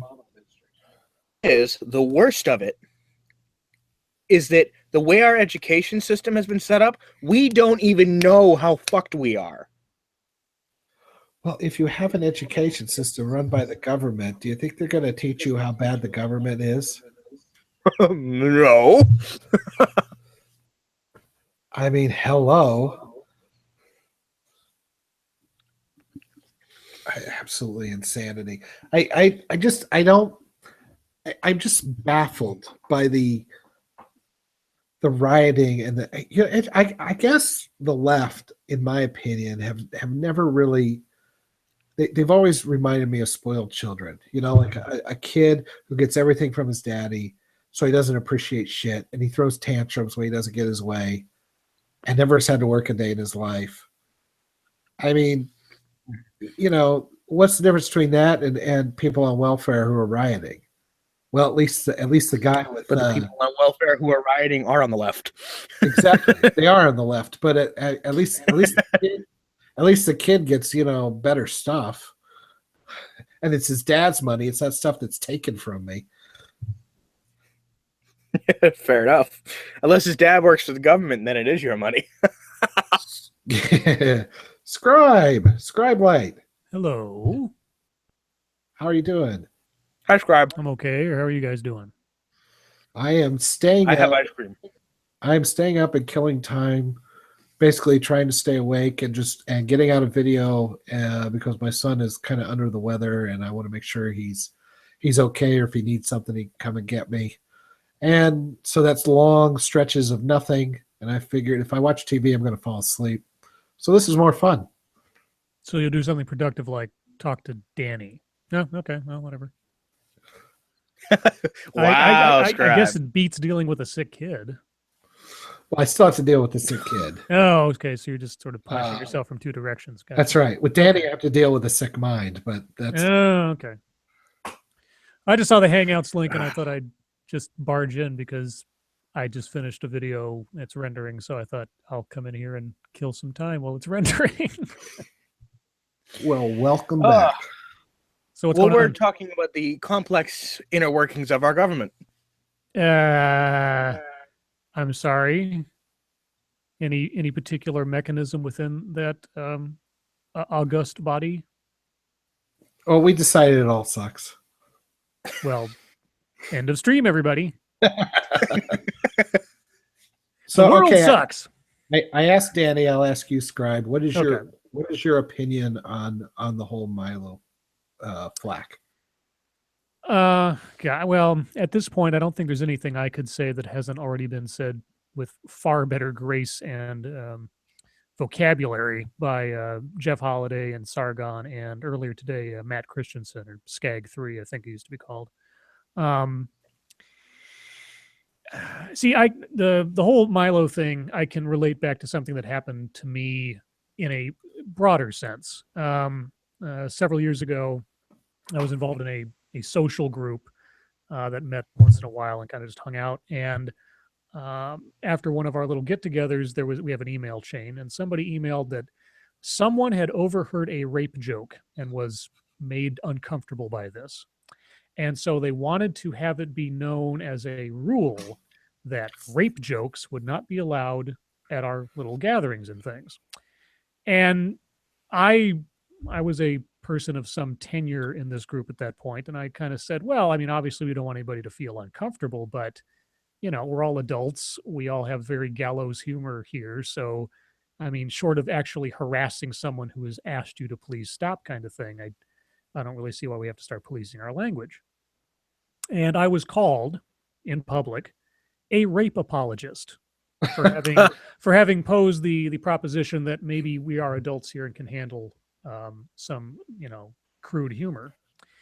And this argument divided quite literally the group to the point of almost destruction. And the moralizing people were countered by several people in the group that said, hey, I was abused. I was raped. This is how I deal with it myself. So who are you to tell me that I'm doing it wrong? And so the echoes of that experience in my life to just what happened to Milo in the last 48 hours, or I guess 72 hours now, it was really interesting to see those same, I guess, procedures occur in almost the exact same order. And I think, Milo was on Milo is Milo. He was on a long stream. He said a bunch of stuff trying to be cute, and he doesn't outwardly take his situation as being a victim, which I can respect. That he's speaking for himself, but he was taken out of context, and some of the things he said indicated things that maybe he didn't mean, or he's now backtracking for the sake of PR. I don't know. But like I said, this stuff was out there for a year, 2 years, or whatever. There's no mystery here. He's the same guy, maybe a little bit more. I think if it's possible, I think his ego's gotten bigger in the last year or so, probably because of the school tour and everything. But I still like him as a provocateur, let's say, or as a public figure. I don't agree with him on everything, but then I don't have to. I am curious to see if he can weather this particular storm, though, because even if it is unjust and unfair and they are slandering him left, right, and center, he as an individual has become his own Gamergate as a result. And the same sort of machinery that, outlawed or demonized gamers as a contingent are now all focused on him. So I don't know. It'll be an interesting ride. I mean, I feel sorry for him because his life has obviously been completely torn up now over something that he shouldn't have been vilified for. But so there's my long-winded response. Yeah, the way I had put it in my video is that were some of the things he said questionable? Sure. But they were also greatly taken out of context, and he's speaking from personal experience. He's not trying to speak for everyone else. And it's I also set as, there are a lot of things to criticize him on. He's identity politics, in my opinion, way too freaking much. And I made it funny. I was like, he's got an ego that even I can't comprehend, and I'm practically insufferable sometimes. Sometimes? So Brianna Wu tweeted, "There's no equivalent of Milo on the left because we hold ourselves to higher standards. Our Milo wannabes get ostracized pretty quickly." To which I replied, "Ted Kennedy, womanizing murderer. Bill Clinton, rapist and regular visitor to Pedophile Island. Robert Byrd, former Klansman. Bull fucking shit." And this is my biggest problem with it. Milo didn't actually do anything wrong. You could say, well, he's at worst, he's a victim of some sort of abuse when he was young. He didn't say we should change the laws to the age of consent laws. In fact, he agreed with where they were at. He simply wanted to have a conversation that said, is every single time a young teenager has a sexual experience, is it a negative thing? Whether you agree with it or not, I don't think it's a terribly taboo subject or matter to have. I think it's a worthwhile discussion. I mean, how you gonna? I mean, we're not all the same, right? Everybody has different experiences growing up and that sort of thing. So these people actually did very bad things. Ted Kennedy with the Mary Jo Kopechne, Bill Clinton, we all know of his peccadillos. They lionized a former Klans member. They have no problems with this. And in my mind, they don't have any principles. They have no principles and no honor. It's all about hurting whoever they think is on the other side. And they are so far gone that they're eating their own tail. They don't know what they believe in anymore. I mean, if a Jewish homosexual guy that loves black dick is a homophobic Nazi racist, you've completely lost whatever it is. It's just about hurting somebody you perceive on some other side of you. It's just, I've picked my team and that's the other team, and there are no principles anymore. There's nothing. Well, it's about ideological purity. They see someone. What is their purity? Well, it's anybody who disagrees. I mean, let's look. Steve, yeah, that's it. Disagrees. That's it. Here's the thing that, and I keep pointing this out because it's deja vu. It's really deja, and we're just hearing about town hall meetings in the last couple of days. How is any of this not some kind of overhyped version of the Tea Party phenomenon back when Obama became president? I mean, but except it's more intense, and I think, and I've made this point elsewhere. What is the when the Tea Party was going on, when that was all starting up, what was the right's main concerns, or what was their focus? Their focus was on self. Their focus was on their gun rights, their personal health care, their choice of doctors, that kind of stuff. Those were the seeds of the outrage there. It was always very self-oriented. And yeah, now what is enough already? That's what T right? Sure, and it's about individual liberty. Okay, so all right, now what is that same fervor when you turn it around on the left? Well, their focus is outward. They're not their mantra isn't protecting themselves. They're trying to protect everybody else from the evil. And that, I think, when you have a cause that is where you think that you're the hero of someone else, that you have to go save somebody else, the entire world is your maiden, your damsel in distress to go save. I think that's a far more dangerous mentality when it comes to what you're willing to do and how far you're willing to go to save people from evil. And this is what it is. We've got a guy who is very outspoken, very popular, makes a lot of sense when he's being serious and professional and not acting like a clown, because on the Mars show, he was far too clownish, in my opinion, for what he was trying to get his point across. But he didn't have much of a chance. I mean, they were yelling "fuck you." I mean, they clown themselves. In my opinion, in the interview with Mar, he was just far too cute. He was being too cutesy. I've seen Milo do serious debate before. I mean, his apology thing just today or yesterday, that was the Milo I remember seeing on those talk shows, having those debates on Sky News and stuff like that. Yes, he's catty. Yes, he's witty, but he's also, when the question comes up and he has a ready answer, the switch is flipped and he's professional and he's straight. Fair enough. Yeah, but anyway, so you got somebody who is sort of like a younger Christopher Hitchens after a fashion, though maybe not quite as polished, obviously. But they can't beat him. They can't beat him with rhetoric, because anybody they put up against him, he will trounce them. I mean, if an SJW actually had, and they have had debates with him, he runs circles around him, because half the time they don't know what they're talking about, and he does, or he at least knows how to bullshit a hell of a lot better. And so you can't beat him on the argument level. So what do? You destroy him. You destroy him as a person. You destroy his credibility, his platform, his ability to be taken seriously. And Milo left the seeds of this for himself, but of course they've been overblown and twisted and everything else into something they weren't. But that doesn't matter, because as long as they have something to latch onto that sounds bad, that he can't run away from, especially when it's something that came out of his mouth, then they got you by the balls. Then they don't have to have an argument with you. You've already made the argument for yourself, and the argument is, you're bad, you're evil, you shouldn't be taken seriously.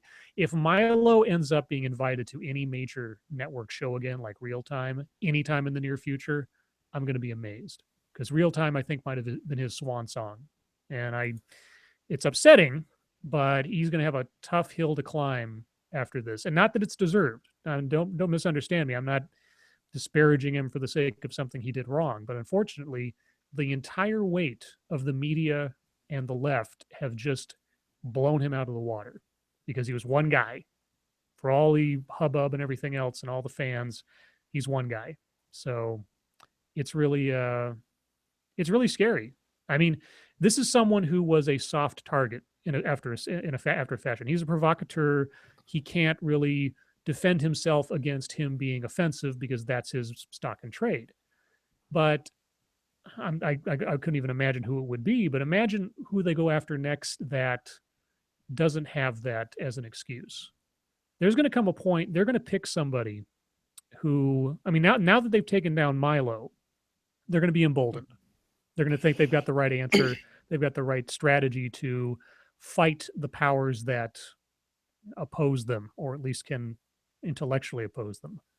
At some point, they're going to pick somebody that is going to be a mistake to go after. There's going to be a breaking point. I don't know who it is. I don't know when it's going to be, But at some point, somebody's going to go too far with the wrong person, and it's going to come and backfire on them big time. One thing that I would love to see is a debate between an SJW and Paul Joseph Watson. I think that'd be freaking hilarious. Well, the issue, I mean, when does anyone who is that far on the left agree to have an actual debate, not just like some kind of like stream yell fest, but an actual discussion where they bring the full force of their argument to bear against someone else on the other side? I know it has happened in some small capacity, but I haven't seen anything on a serious. Yeah, I was going to say the largest capacity toward that I've ever seen was the debate between Sargon and Christy Winters. Yeah, I mean that was that was a rare event. I mean, it was a sort of not as much as it could have been. It was about as structured a debate between the two extremes of either side of the argument that I'd ever listened to. It was sloppy. Sargon wasn't practiced, obviously, and so he was no Christopher Hitchens, and he wasn't talking at a microphone for once. He let himself get. He did. Yeah, he got overblown. Emotional. Yeah, exactly. He unfortunately gave into the same kind of poison that he accuses other people of dipping into. But that's hopefully, it was the first time he'd ever done it, so I can give him some space for, practice makes perfect kind of thing. But we need more. We need more events like that. The problem is getting it to happen. Steve Shives isn't going to debate anybody. Christy Winters will likely never debate anybody again, at least not of Sargon's stature. I mean, it's just... she actually actively avoids any stream, even with her friends. She avoids any stream that there's a possibility Bering might be a part of it. Sure.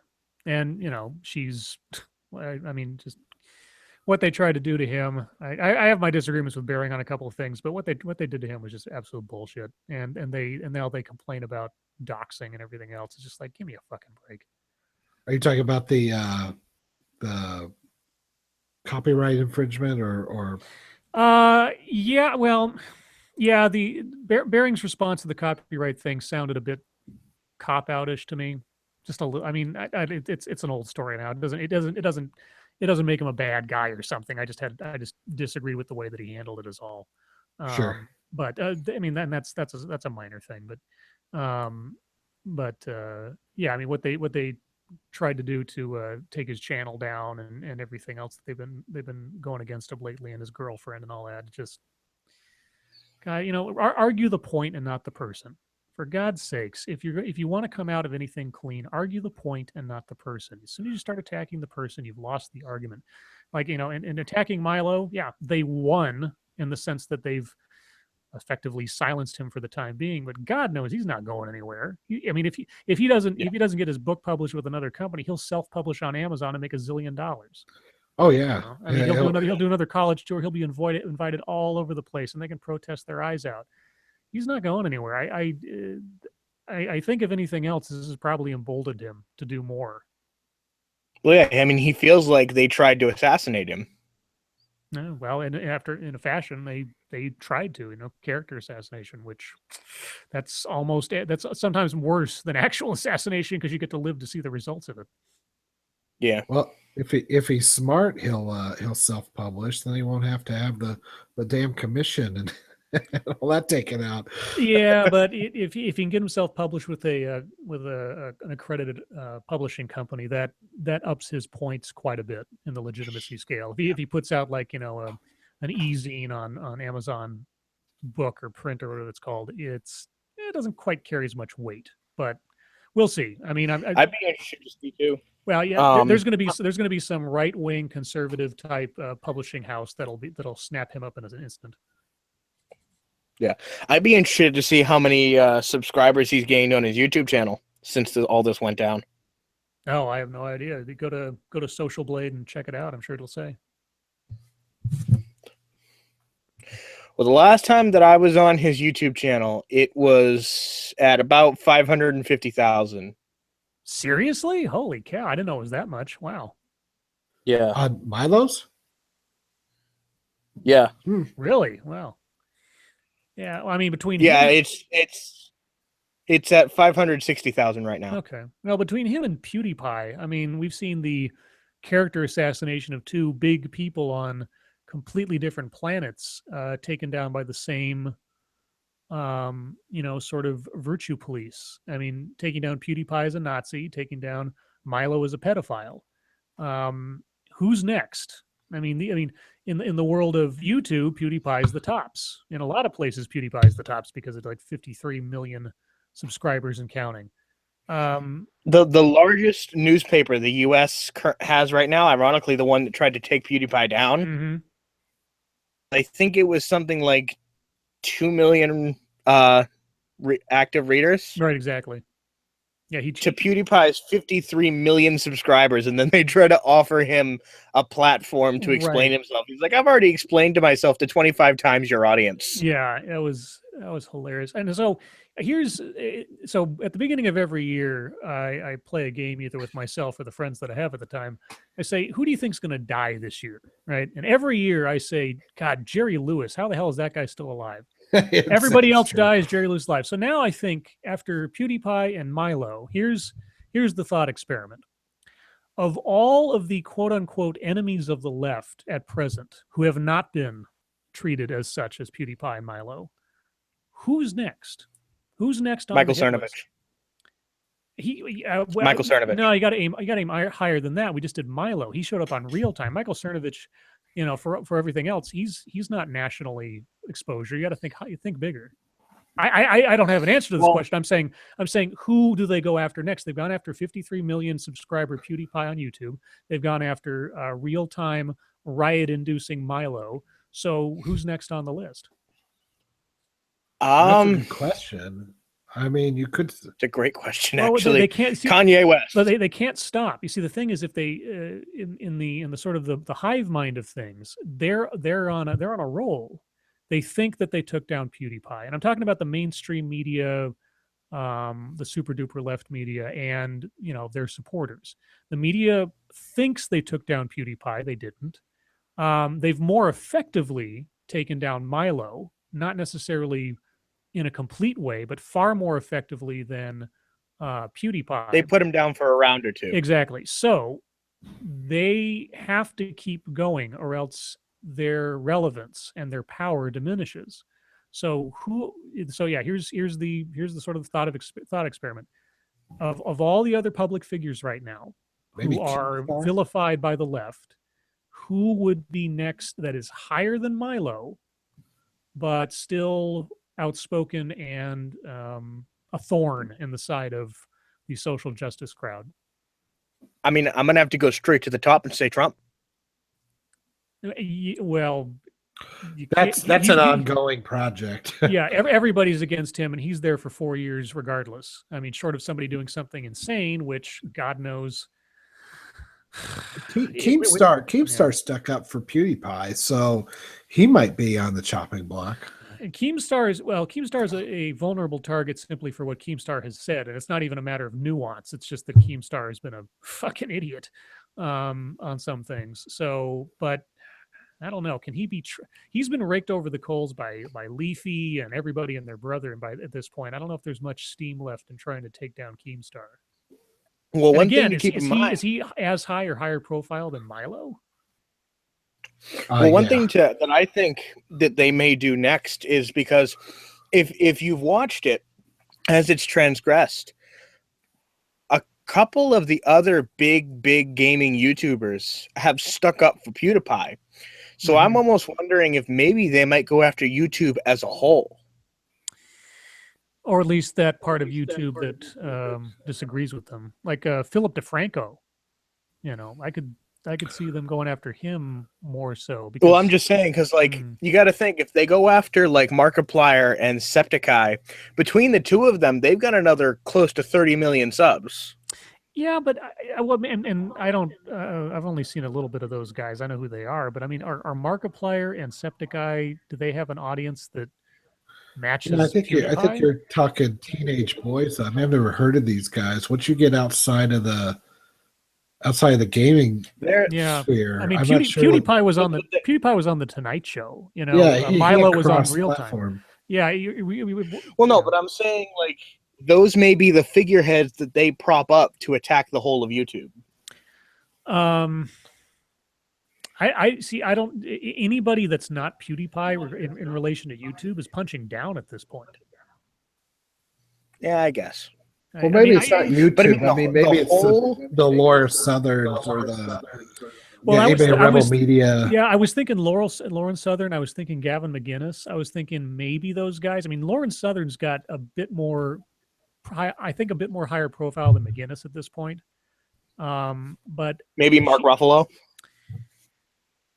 Oh, Mark Ruffalo. God, if for whatever reason, this is just an aside, if they ever went after Mark Ruffalo, that would be the point at which they're definitely eating their own, because Mark Ruffalo is about as feminist and social justice as you can imagine. So he's not an enemy of the left. If they went after Ruffalo, then the left has gone so far to the left, they've gone plaid at that point. They're not going a light speed, they're going plaid. They're not. If Mark Ruffalo turns into the right, holy shit, we're in trouble.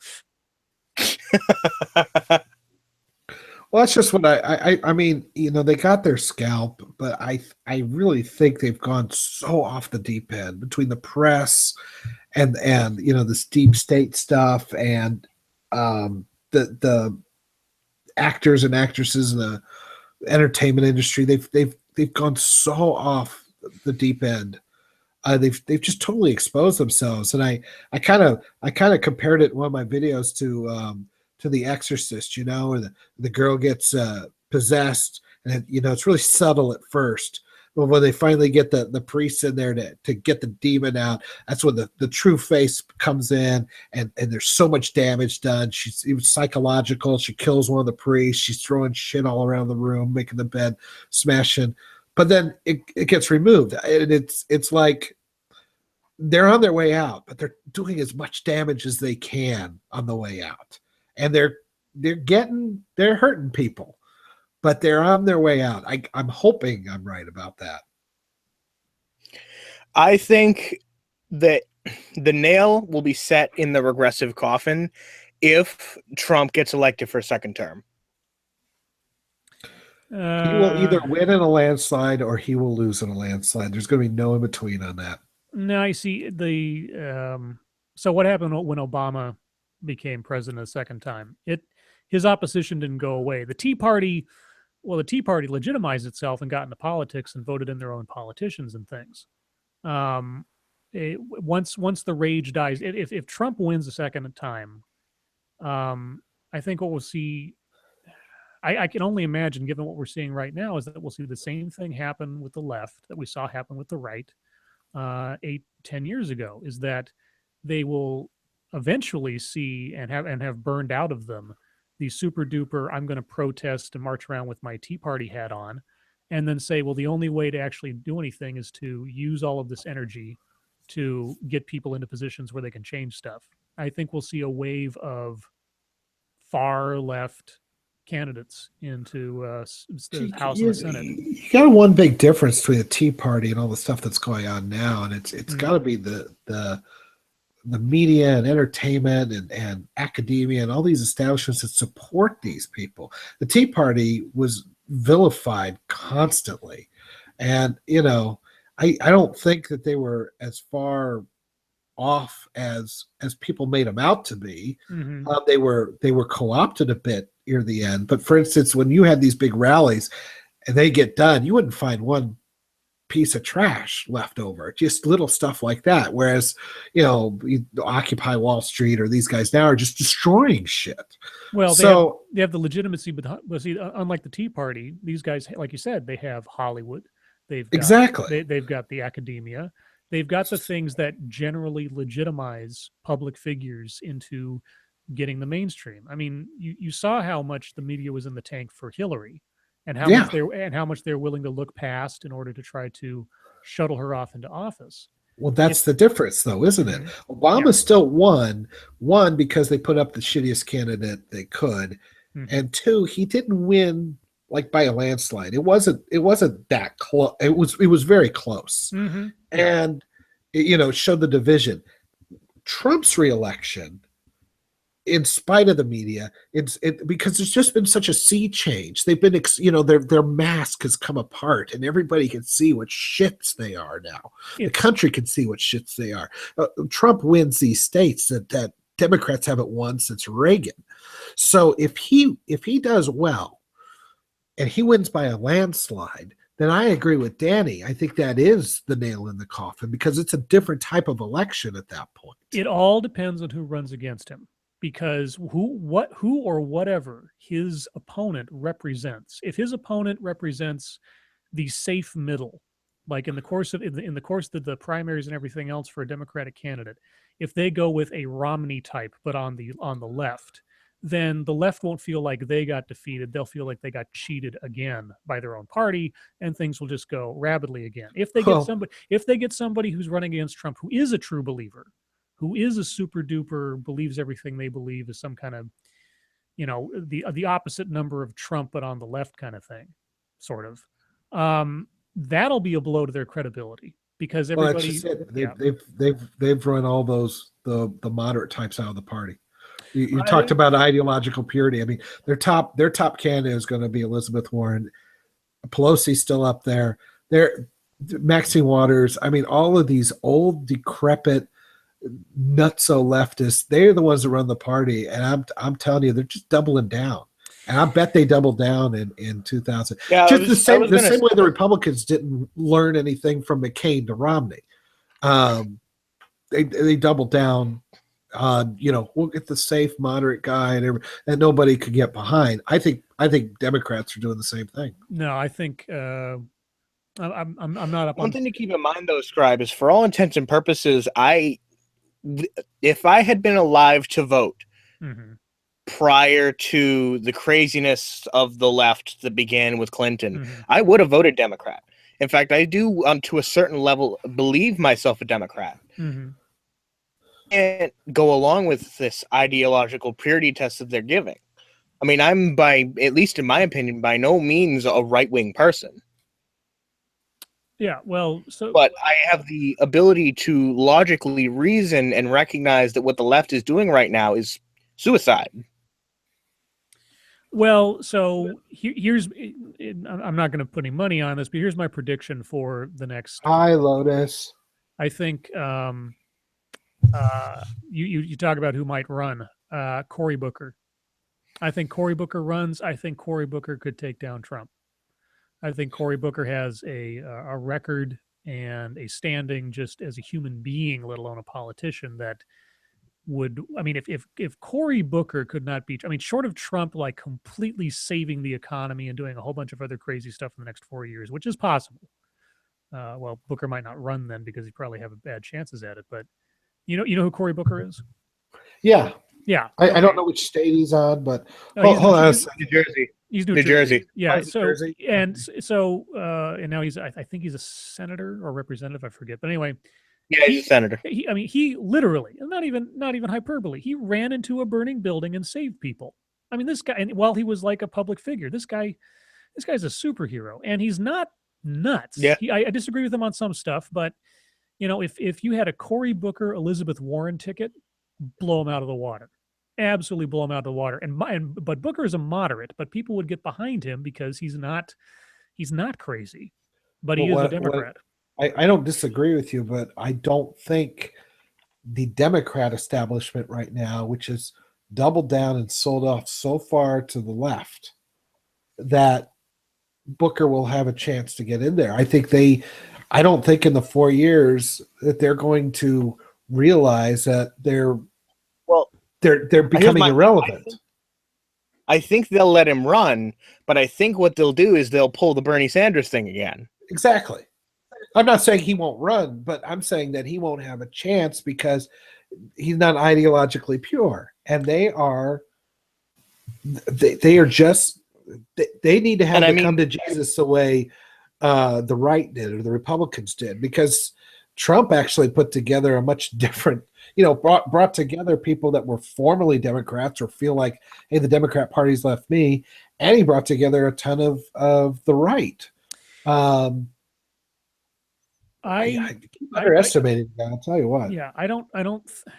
as much as the Democratic Party's been shot down by their own, hoisted on their own petard, as it were, that'll be 4 years in the past by the time it matters again.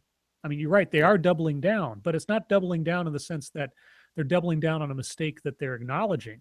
They're doubling down on, we have to make Trump as unpopular as possible in the next 4 years to make up for the fact that we screwed up so bad.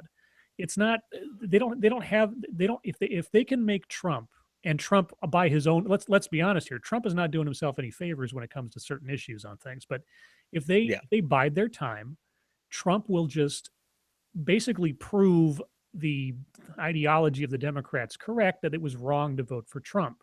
And then they can come back with a basic "I told you so" kind of thing.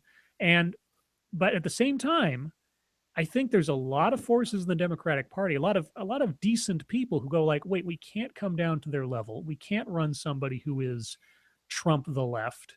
We have to go back to our core thing, not only for the sake of our PR, but just sort of to even save the party. And I think they will push behind a moderate, or at least whatever a moderate looks like by the time we get 4 years from now. I don't think they go for an ideological nut. I don't think they go for sort of like Bernie Sanders super duper. Someone Bernie Sanders like will run. I don't think they win. Hopefully they don't win fairly. I don't want to have any more of this bullshit cheating. That's part of that's one of the major reasons I didn't vote in the presidential at all, but I didn't vote for Hillary. Well, I wasn't going to vote for her to begin with, but I certainly wasn't going to vote for her and affirm her strategy of cheating to win. Well, as long as they have the super delegates, they'll pick who they want. Yeah, it's all a farce on the Democrat side anyway. It's been that way for decades. Yeah, but it's going to be another. But I mean, just imagine the field of candidates they're going to show up in this time around. I mean, if, like I said before, if Trump can win, anybody can win. You'll have Dwayne the Rock Johnson running. You'll have Katy Perry running. You just imagine it. It'll happen. And you know what? It's possible that somebody, again, completely unqualified, will end up in the spot. So I'm actually been somewhat impressed. I'm not impressed with Trump's. He definitely is still stuck in real estate speak, in my opinion.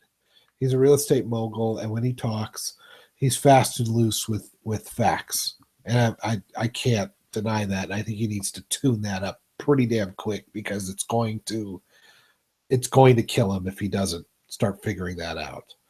But the actual things that he's done, I'm not. I mean, opening up the pipeline, fine. The travel moratorium, fine. Some of the other things that I don't have them right in front of me, but some of the executive orders that he's put out or rescinded a lot of Obama's, I'm fine with. He's doing what he said he was going to do, and if he and I have firmly believed that if he pulls on a lot of these regulations and lowers the taxes and gets the economy going, I think he'll be insanely popular. I think he'll be considered a successful president. So I'm curious. You seem to think he's going to go down in flames. Which parts of what he's doing do you think are just totally way off? Forgetting the fact that when he gets up to a press conference, he can't seem to remember how many electoral votes were won. And I get that. Yeah, well, that's not only. I'm not sure people care though. They didn't care to get him elected. I don't care if the American people think he's an idiot. I care if he's dropping Japan's name amongst enemies of the country in a speech and doesn't know what he's saying, because people in other countries, the leaders of these other nations, they have to take him seriously. This is my one major complaint about him. I get that there is a great attraction to have somebody in the office that is not the polished politician. I understand that. I've wanted there to be a much more even playing field, that regular people, smart people who aren't billionaires and or lifetime politicians can have a chance at the brass ring, so to speak.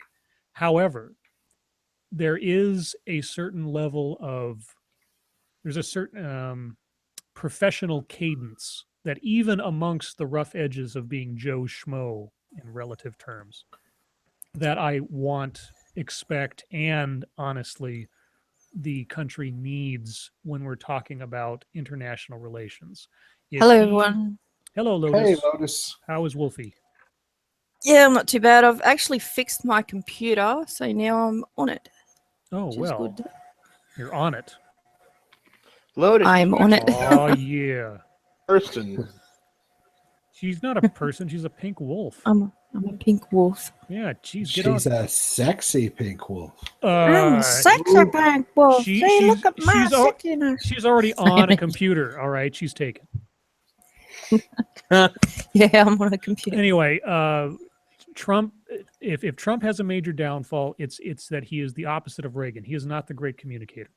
Absolutely. Reagan got away with a lot of stuff because he could at least bullshit himself out of things. Trump gets up on a podium and he can't help but brag about things he doesn't know what he's talking about. And he gets trounced by Joe Schmo reporters standing in the pool. It is so disheartening to see this. And so that just so what this does to me is, you're right. They are getting a lot of things done. They are fulfilling a lot of their campaign promises. There are a lot of things being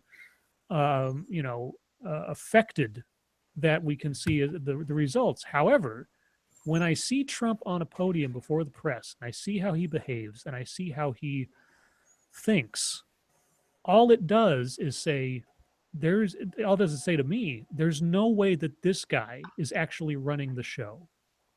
This guy is being pulled in 17 different directions by other people, because there's no way that he knows what he's doing when it comes to these policies, when it comes to the diplomacy. And I understand the president isn't an island.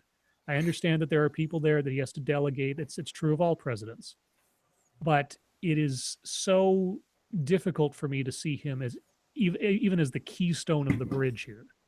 And that over 4 years, if he doesn't, I mean, yes, it is showmanship, and it's not necessarily substance over showmanship, but it's not going to do any confidence in the electorate overall. It's not going to do any. It's definitely not going to engender any confidence in the rest of the world if they see him on stage acting like this, and then they have to go into a room and deal with him and what they expect to have happen. Or, God forbid, he says something completely ludicrous and totally damages a relationship with, who knows? I mean, if he's willing to number Japan on a list of countries that we are, our adversaries or opponents or whatever else, I just, oh God. Anyway, I could go on. No, fair enough. I'm not. I guess I'm not as. I'm a little bit more. What's the word I'm looking for? I want to say forgiving, but a little bit more willing to give some benefit of the doubt, and not always assuming the worst when I see him do something or other.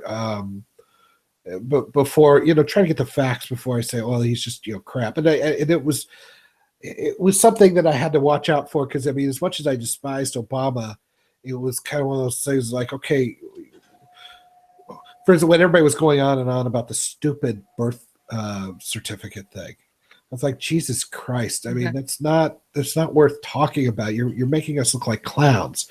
The press, for some reason, keeps beclouding themselves, even though if they would just let Trump talk, just let him take care of himself and try to take the high road. But he's not really getting any flack from what you're talking about, because the press isn't doing their job, because they've completely sold out, along with entertainment and the media and that sort of thing. And that's where I keep saying, I don't think they've learned anything to put anybody that's moderate or reasonable on the Democrat side. I just don't see it. Well, the problem the press has right now is, even if they do something or say something that is legitimately worthy, their performance during the campaign, CNN and BuzzFeed being on the same page as releasing a Russian report of blackmail and everything. Yeah. There are reporters that are bringing up valid points and asking valid questions. I listen to just about every press conference, White House press briefing, every day now, just out of morbid curiosity. And there are legitimately relevant questions being asked that are being dodged. Every time I watch Trump at a press conference, as few as there's been, it's been an absolute shit show. I mean, entertaining, sure, but I don't want entertaining. I want to have a notion that I've got I didn't vote for him, but he's my president, and I hope he does well. When I see him bombing every time he comes out in the public, I just get disheartened. But the press, they've shot themselves in the foot on the credibility scale. So even if they bring up something relevant, the Trump guys have every reason and every possibility to turn it around and say, you guys don't know what you're talking about. Look what you did in the election, everything else. Now, they're not wrong, but it's also a crutch. It's also a cover, because I don't trust Trump any more than I trust any other politician. You're not supposed to trust the government. The government has to be fearful of its people and all that fun stuff.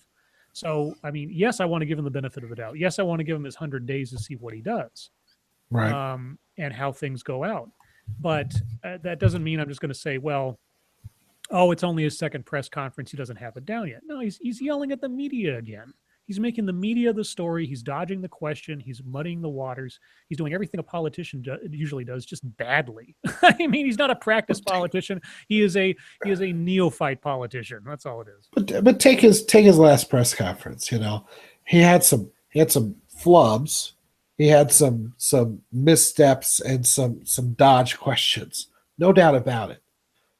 But he wasn't ranting or raving or lunatic or unhinged like they called him. If you listen to it, it's like he may be saying things wrong. He looked like he was having fun, and they called him unhinged. I'm like, guys, you have some red meat there right in front of you.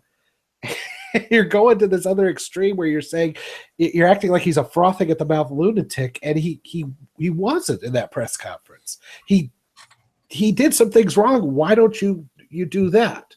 So I guess I keep coming back to it. I don't think they've learned shit. Well, I mean, he wasn't unhinged. He wasn't ranting and raving necessarily. But at the same time, and this is the credit I will extend, if you've been a White House press pool journalist for the last 10, 15, 20 years, in relation to every other president that has come before him, he rants and he raves and he's unhinged. If you want to, if you define unhinged as unprofessional, unpresidential, etc., I can't disagree with that. But of course, that's not how they characterize it. They make it sound like he's just going insane or something. Yeah, well, then there should be a more accurate description of that. If you would say he's completely unpolished compared to past presidents, I'm on board. Sure. Yeah, no, I mean, the one point he brought up that I hope he means at this last press conference was, I don't mind a bad story so long as it's true. Now, if he really means that, great, because that's perfectly reasonable and actually how it should work, and that is what is the onus on the press to do. I mean, it's, you can't be, are you 100% sure all the time that you're saying exactly what happened? Not necessarily, but you're supposed to do everything you can to be as objective as possible. Is the press being objective lately? No, not on the whole. They're being anti-Trump. And have we heard a word, a discouraging word at all about the Democrats in the news? Have they done anything wrong? Is their obstructionism getting any play whatsoever? Nope. No, not at all. But you look back to when Obama was president and the Republicans are obstructing everything. Oh, well, you'd hear about that all the time. It's such a turnaround from eight years ago, but it's a mirror image. But the thing is that the players are on different sides of the table now, and it's just so. I guess in the broad strokes, I don't understand why more people aren't calling out these comparisons between the activities of one side versus the other when one was in power and the other wasn't, as compared to today, because it's the same playbook. It's all so a repeat, and it's just it's ludicrous. It's because it's all ball teams now. You pick your team and you root for them no matter what, and that's fine with a baseball team or a football team because there's no real consequences to you having your complete irrational emotional attachment to your team. But we've taken that to political parties now and to sides, and that's I think is destroying us. We don't have any good conversations about this stuff anymore, except in these kinds of situations. I mean, I think that's what the saving grace here is that the internet, YouTube, and Minds and all this other stuff is fostering these conversations where people are kind of coming out of their their holes and saying, hey, there are places that we can actually discuss and talk about, and so great. But Yeah, the establishment, it's dying. One way or the other, it's dying. What it's going to turn into, I don't know. But well, hey, if Pepe can decide the election, anything's possible. Fuck yeah. Actually, guys, I gotta go. I'm sorry, I gotta split, and I All right. appreciate. Well, how long's this been going on? For 3 hours or something, has it? Huh? Oh, I don't know. I just kind of popped in Okay. a few minutes ago. I just popped in. Lotus, the first hour and a half was just me just going solo and acting like a podcaster or something. So, you know what? You've hardly talked. You've got the floor. That's true. Okay, bye, guys. Well, see you, Scribe. See you later. I don't know what to talk about, but anyway, I read an article about how Donald Trump and the Russian president are getting, I don't know, cranky with each other or something. Putin? No, I haven't seen that yet. Yeah, something about some of the U.S. Army is going to certain areas around there, and the Russian jets are sort of playing chicken with them or something like that. I did see where he went to NATO and he told NATO, he says, you need to pony up to do what your mission is, which is to defend the nations in the treaty. And they agreed. And I think that may be the start of, because NATO was created to defend against, Russia and Soviet Union. And so that may be part of it. I mean, when you see something like that, they say, well, he's in bed with Russia and they hacked the election. I'm like, you just got NATO to no. What are you talking about? It's kind of like I just got to think, because I was only just scraping through this, that Trump told Putin to give back Crimea or something. Oh yeah. To Ukraine. Is it Ukraine? I don't know. Yeah, something like that. That's the Crimean Peninsula. Yeah, and Putin really did not like that, and it sort of went sour or something. Yeah.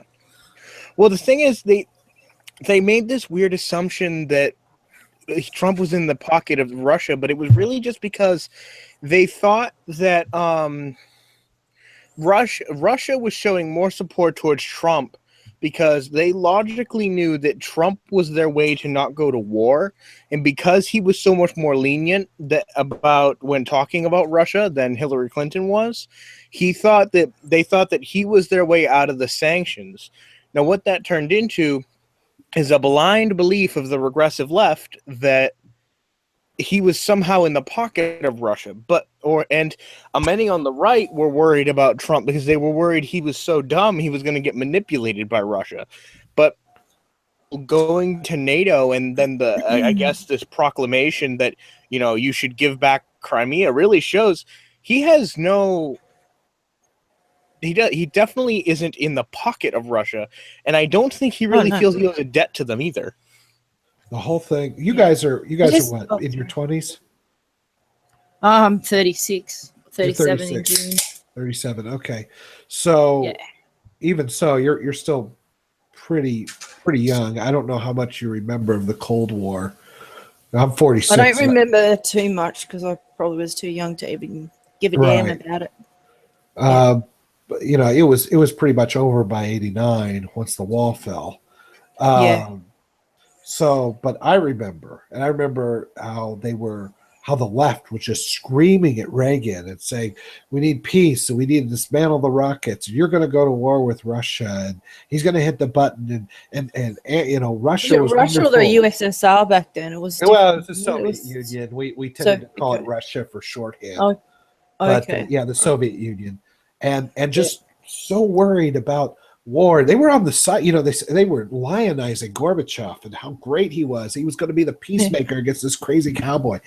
And now I'm in this crazy rabbit hole, this wonderland where some reason the Democrats want to go to war with Russia and hate Russia. I'm like, what if I fall? What bunny hole have I fallen down here that they're warmongering?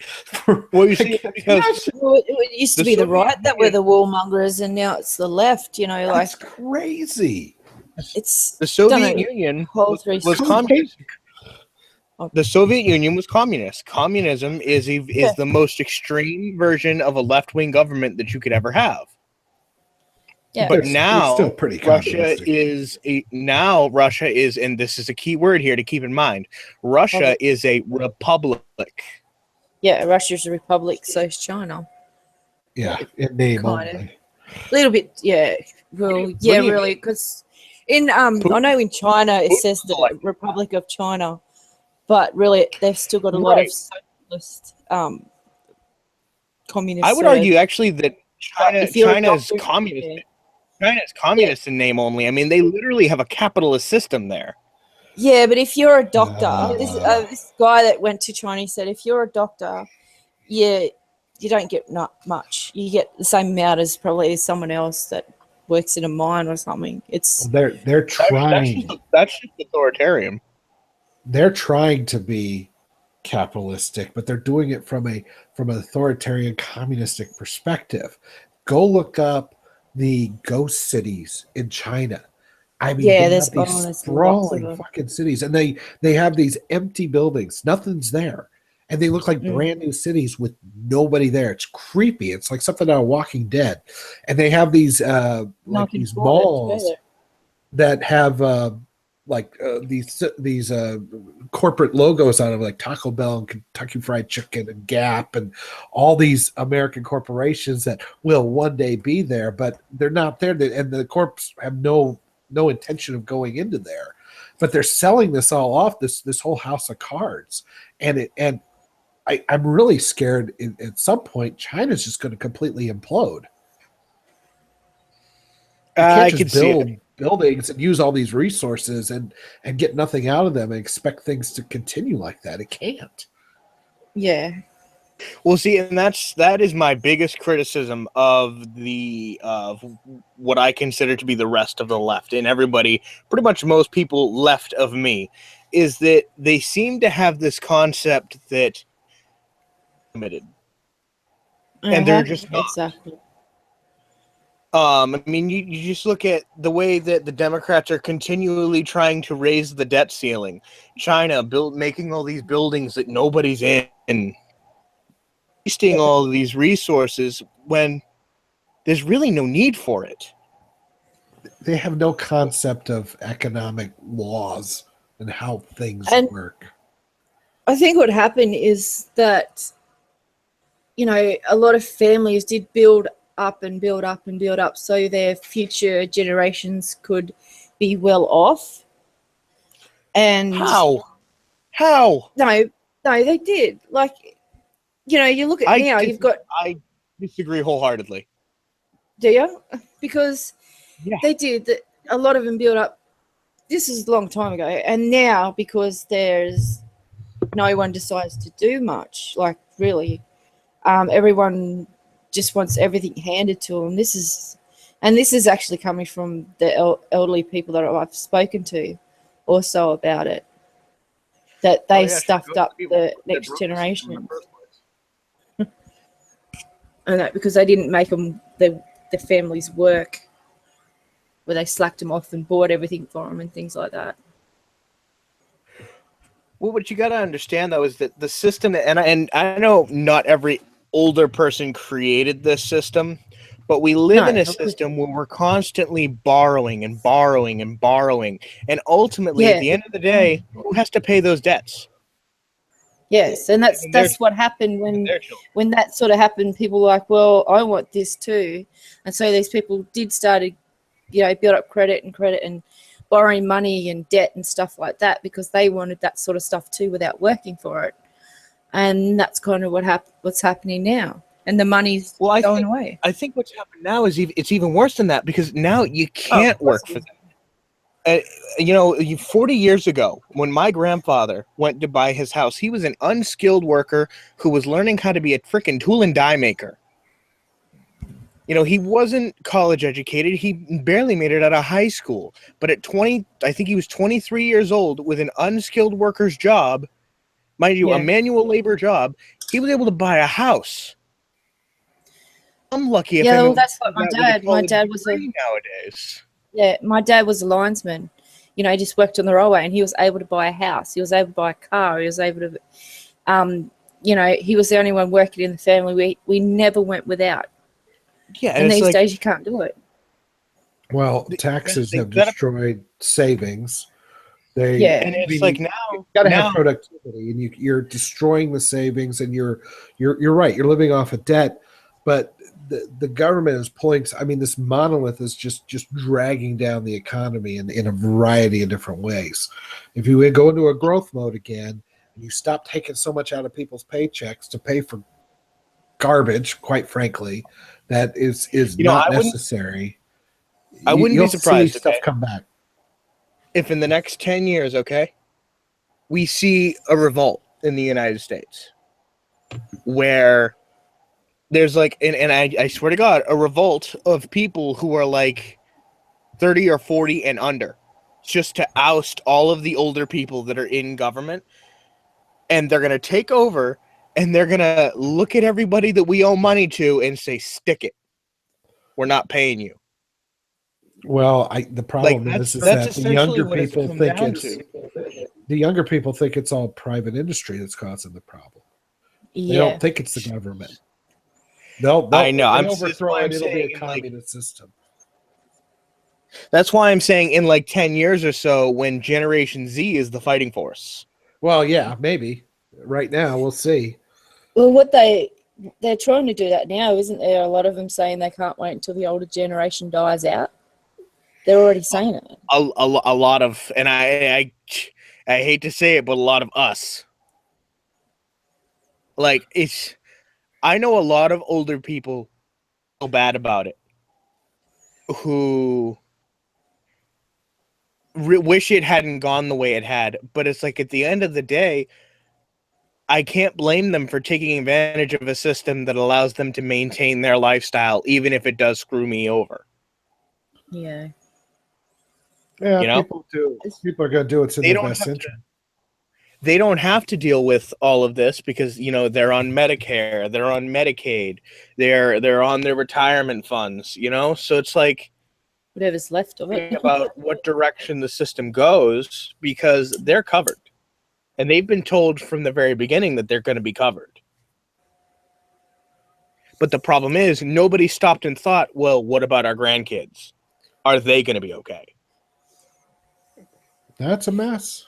Yeah, well, see, that's what kind of happened with the working class. My father, for instance, he saved a whole lot of money. And now that he's older, it's just dwindling away in a bank. Yeah. You know, he's not allowed to really touch it.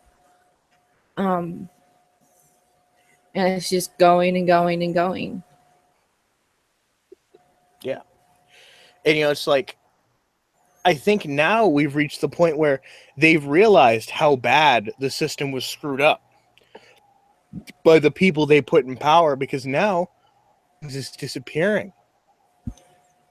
All the things that they worked for are disappearing, and they know they're not going to live long enough to see the repercussions, the real repercussions from it, but they can see it rolling in. Yeah, but when I was talking about... Oh, sorry. That's another thought, too, going along with that is, I think, give it 10 years, the United States will not be a superpower anymore. Oh. Because we're just going too far into debt. Yep. If you read about what happened in Rome and stuff like that, the same type of stuff's happening.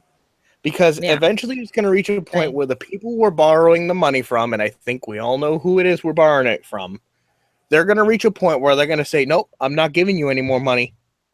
Pay up. I think it's a possibility. I don't think it's inevitable.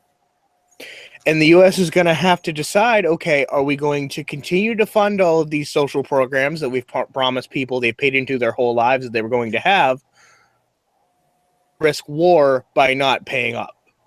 Dan, don't worry, Dan. The United States always ends up doing the right thing after they've exhausted every other possibility. Fucking hell. Yeah, I don't know. It's all fucked up anyway. Like, and I'm giving you guys such a sneak peek to my rant for later. It's a good thing that hardly anybody's been watching this, Yoda. Yeah, we have 3 people on the stream and only 2 are watching. This is the most pathetic stream I've ever had in my life. I guess Kind of it's reminds the me of day, my the first stream time. where I had 1 viewer. Yeah. Reminds me of the first stream I ever did where I had 1 viewer. Okay, most important question. How do you guys like my new art? Looks very nice. Fucking fantastic. Isn't it Who great? done it? Who done it? A guy named Jesse Zacharias. I told him I'd give him a shout out on this, and I'm trying to include him on all my latest videos, his contact info. But he threw this together for me. It just kind of I did, I kind of figured I didn't have enough subscribers that anybody would actually do anything, and almost forgot about that. Hey, I'm looking for some art, and this appeared, and I was like, holy shit, that is awesome. So I've been using it. I did an art contest when I only had like 130 subs, and that's where I got my Danny heads. Oh yeah, that's right. I forgot about that. I remember you just had the picture of a dingo. Yep. I chose the most goofy looking one possible. He told me he's going to try to get me some more with some expressions. I don't know. I mean, it's got to be a lot of work, so I'm just pleased with what I got. But we'll see what happens. But if this is all I get out of it, I'm happier than pigs and shit. So make sure he remembers that Yoda has yellow teeth. I'm trying to learn how to use Movie Maker, and you've got to fiddle around with it for a long time, I guess. Yeah, it's a process. Yeah, and I haven't had time to do it, and I'm just thinking, how the fuck am I going to make a video if I don't have time to do it? Oh, I know. It's hard. That's why I'm doing the lazy stream tonight, because it's like I could just pop that up. And I have a professional editing software, and that was fun to figure out how to use. What do you have? Vegas? Camtasia. Oh, Camtasia. I hear that's really good. I got Vegas, but my computer is probably like 5-6 years old, and it's only like a 360. Hey, I do my videos on an all-in-one. Okay. But Vegas won't open for me. Yeah, Yoda works in IT, and he's laughing at me right now. Yes, a little bit. Of course, I do my videos on Atari 2600, so it takes a while. No, I got Sonic Power Director, and I'm pretty pleased with it. It's got a lot of stuff, but it's really easy. Like when I put in the background and then I put in a picture over it, and resizing it to put it up in the corner, it's a real easy thing to do the way they've set it up. So and they've got a lot of those little nice text title things, like when I do my intros and I put the little music behind it. It looks good, so I'm pretty pleased with it. It's easy. Wasn't very expensive, and it had a lot of features. Had a lot of audio stuff with it too. So you can use it for any computer or not? I'm using a Windows Surface Book. Yeah, I don't know. I forget, Yoda, was it you who used to do your videos on your phone? No. I'll be back. Oh no, you know who that was? That was Rory. Oh, that's right. Yeah. By the way, Forbidden Thinker, thank you for watching. Your first hangout had at least 20 viewers. Granted, you were talking to an angry person, and that's why I had that many viewers the first time. Now these days I get at least 8 views. Yeah, I threw this out, but I didn't really give any notice that I was doing it. So I put it on all 3 of the Twitter direct message chat rooms, whatever I'm a part of. I've somehow got pulled into a lot of them. I don't know how, but that's fine. Well, what I think is funny, and I hate laughing at your expense, but I just love how you have a Twitter where more than 20,000 people follow you. 10,000 people follow you. 10. Yeah, and it took you months to get your YouTube channel over 100 subscribers. Oh yeah, I don't know what I'm doing something wrong on that. I think what you should do, and this is call me crazy, okay? But you don't monetize your stuff, do you?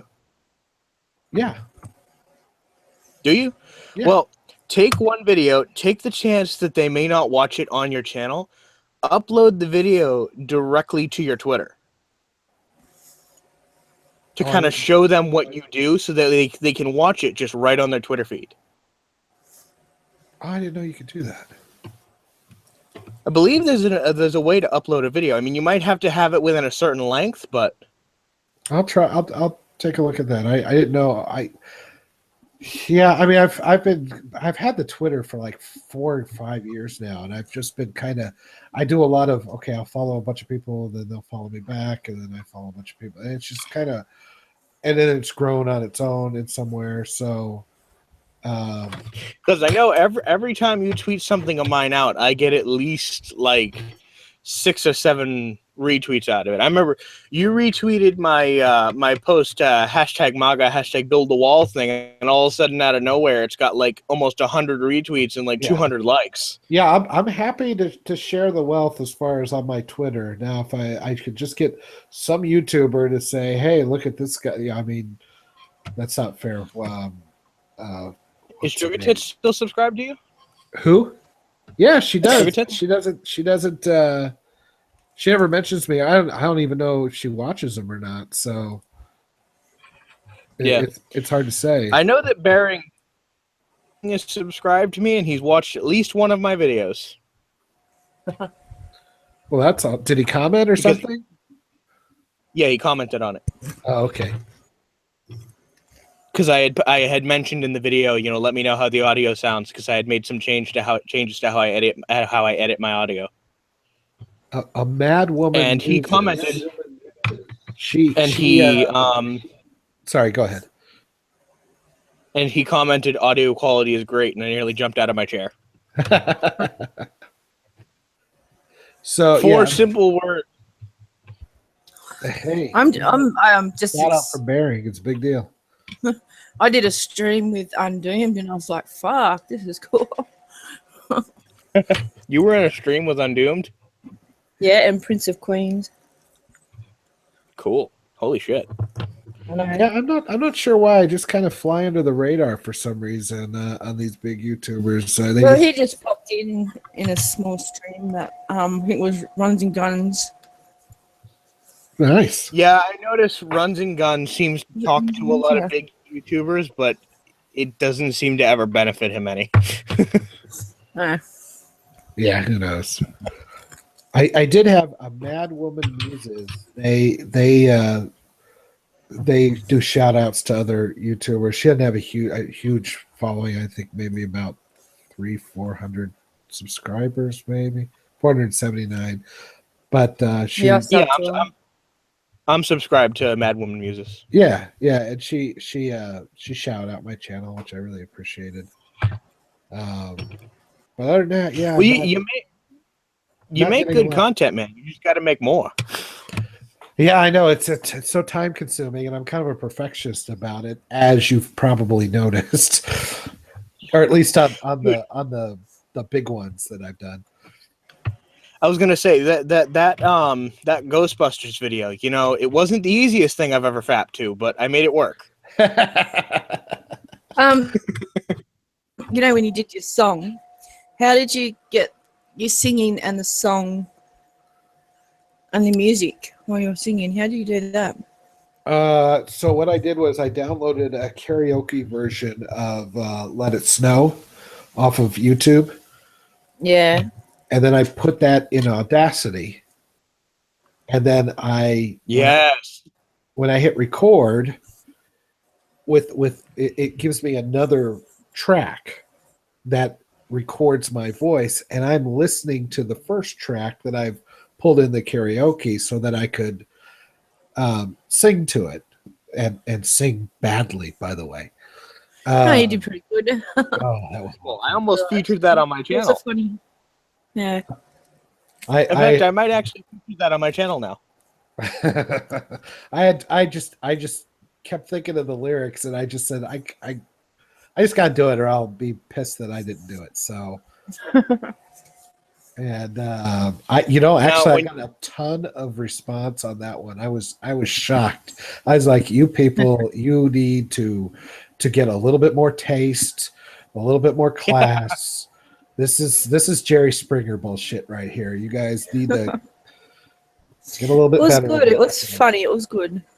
I'm glad you guys. They just put the karaoke song into Audacity. Yep. And sing over it.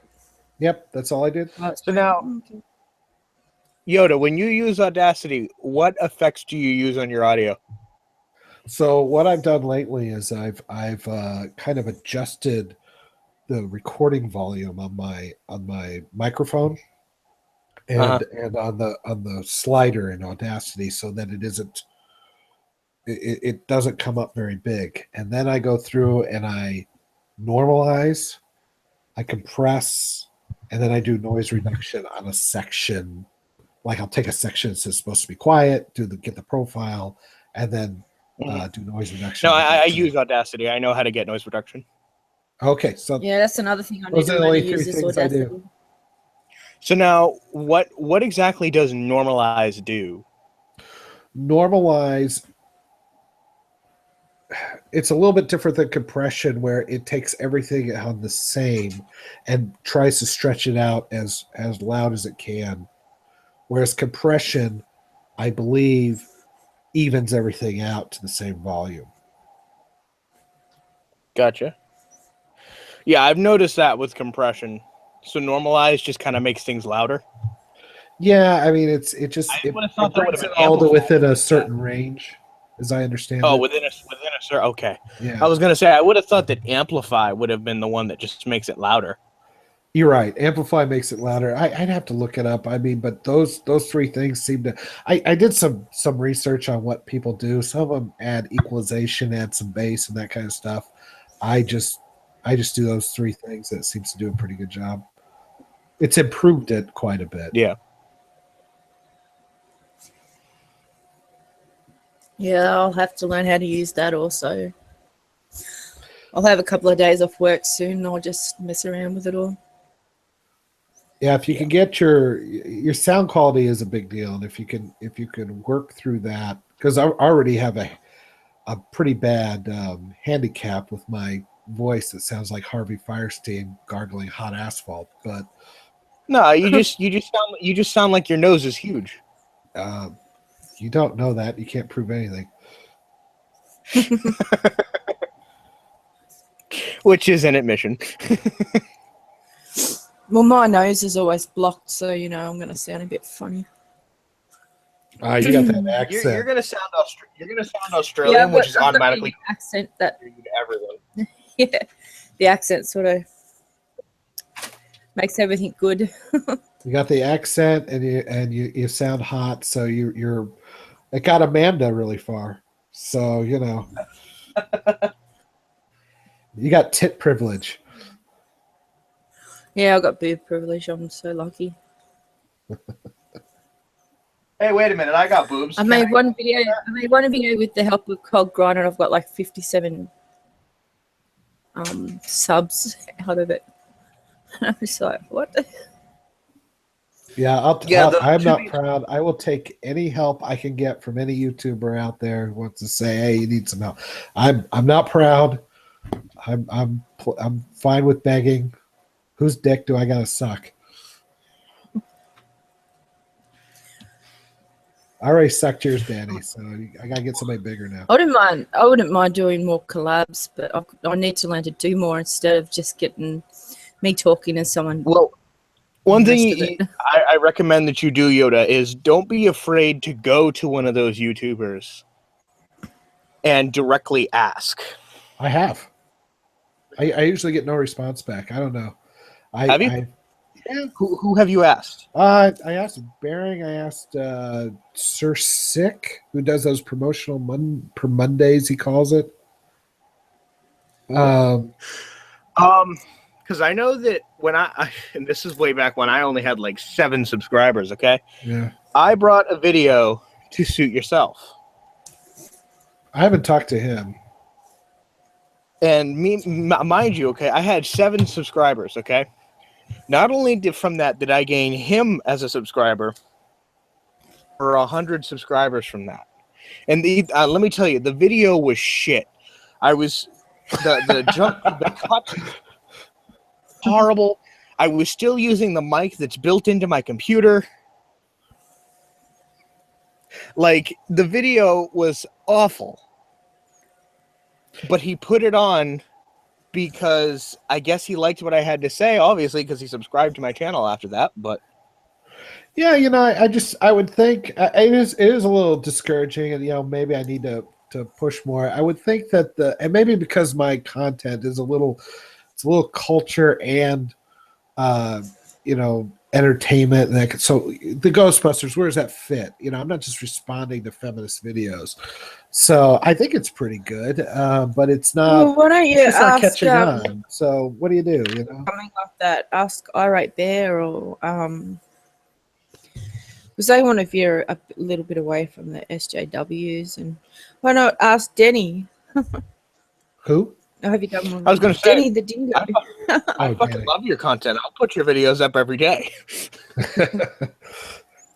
Yeah, somebody ought to be making money off them, I guess. Yeah. Yes, it's like I saw you for the first time when you were in Project Greener Grass, and I didn't want to mention it when you first came to my channel, but I was already subscribed to you after that. Oh, nice. I don't remember which video. I subscribed to you when you were on Project Greener Grass. I appreciate it. And then I see this person who I'm subscribed to is showing me their video is sort of like not a response, but like sort of like well, this is my view on this that you talked about. And it's like, oh, okay, well, I'll give it a watch. Nice. I was probably going to watch it later anyway, but see, you were way ahead of the game. You're a trailblazer there, Danny. Well, I've received multiple comments in the past from people saying, how don't you have more subscribers than this? And then they'll put up this weird hashtag. And at first I was like, well, that's fucking weird. But then I looked up what the hashtag means, and it's subscribing before they are YouTube famous. I'm like, oh, well, thank you. Well, I think I'll just keep plugging away. I think the biggest problem I have is that I just can't put stuff out on a daily basis. I mean, weekly is probably going to be the best I can do because I just have too much shit going on. I just got a new job though, and instead of driving an hour to work every day, I get to drive about 5 minutes to work every day. So that'll be nice. Yeah, and it's kind of funny too because I guess now I'm now known as a provocateur across the entire MGTOW community, and they all have their own little nicknames for me. It's hilarious. Well, they always say, "Oh, that's Denny the Dingo's crew." When we go in there. Oh no! Don't you know they call me either Danny the dipshit or Danny the dickhead now? Yeah. Well, you did provoke them, so it's fairly accurate. Oh, they hate me. They can't stand me. There's actually only one person in the MGTOW community that I know of who doesn't hate my guts, and that is Turd Flinging Monkey. Well, I talked to one MGTOW for like 2 hours one day or something, and he seemed reasonable. But then when he was on a podcast talking with Traversable and that, they just sort of changed their way they acted. So it was kind of interesting. It is. Well, yeah, I mean, like when you can't upset them. Say Markov, for instance, right? If he's talking to a woman, he is horrible. But when he's going talking to his mates, he's pleasant. You know, it's like that. Instead of being respectful or asking or He's or a woman whatever, hater. He's just a woman hater. I mean, yeah, it it's just wants to be a dickhead, yeah. more or less. They you know they call themselves MGTOWs. I think they are actually misogynists. Oh, they're not. See, that's kind of hard I to think say. that. Sorry. I think they're misguided about women. I think they misunderstand women, but I think it's a little far to say that they all hate women. Yeah, they don't all hate women. Well, I think definitely you can make the case for Markov being a misogynist or Traversable being a misogynist, but yeah, I think deep down they and they are that way because I mean, we hate what we don't understand, right? We fear what we don't understand. That's what it is. But I mean, you know, it's not like the old days where, you know, the husband's smacking the wife around or that kind of stuff. I'm not talking about, you know, the classic term. I just think that they're either frightened or don't like them or whatever the reason that they've become misogynists in a Well, I'm sure that they've had bad. I'll be right back. I'm sure they've had bad connections with women or whatever, but to say that is you kind of think, well, how was it their guy's fault or was it the woman's fault? You know, it could go either way.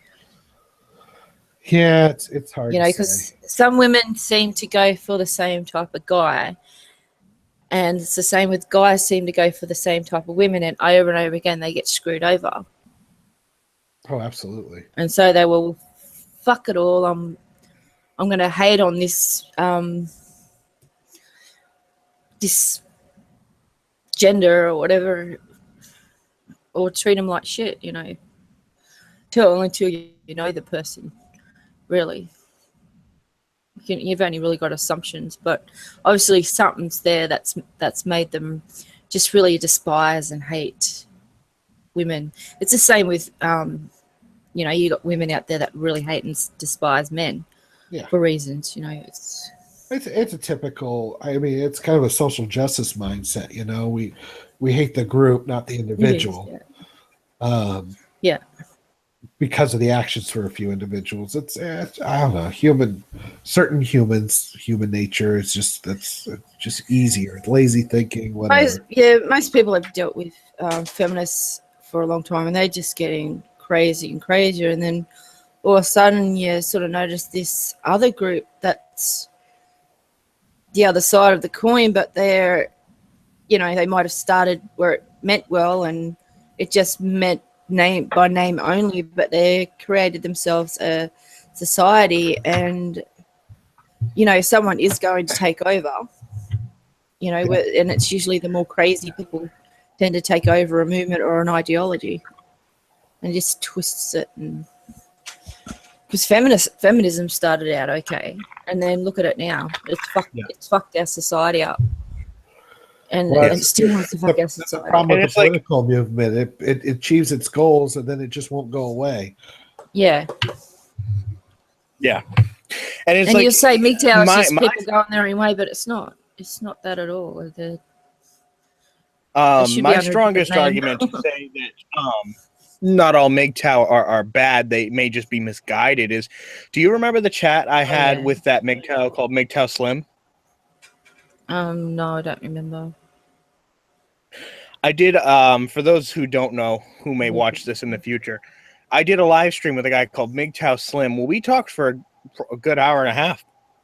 And it was a real civil conversation where I challenged his beliefs as far as MGTOW went.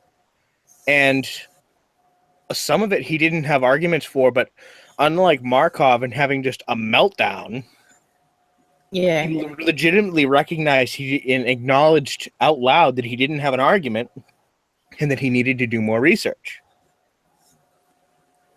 I thought MGTOW was just such a contradiction. It's like men going their own way. Men going their own way don't have to create a group and tell everybody that they're going their own way.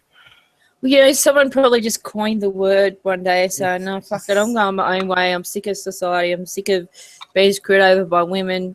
I'm going to MGTOW. And then other people caught on, and then it just started turning into some So crazy all the shit. men going their own way are following the first guy that went his own way, which is Something, yeah. kind of not The exactly. the favorite joke I ever heard about that was, you do realize by going your own way, you're actually going the same way, right?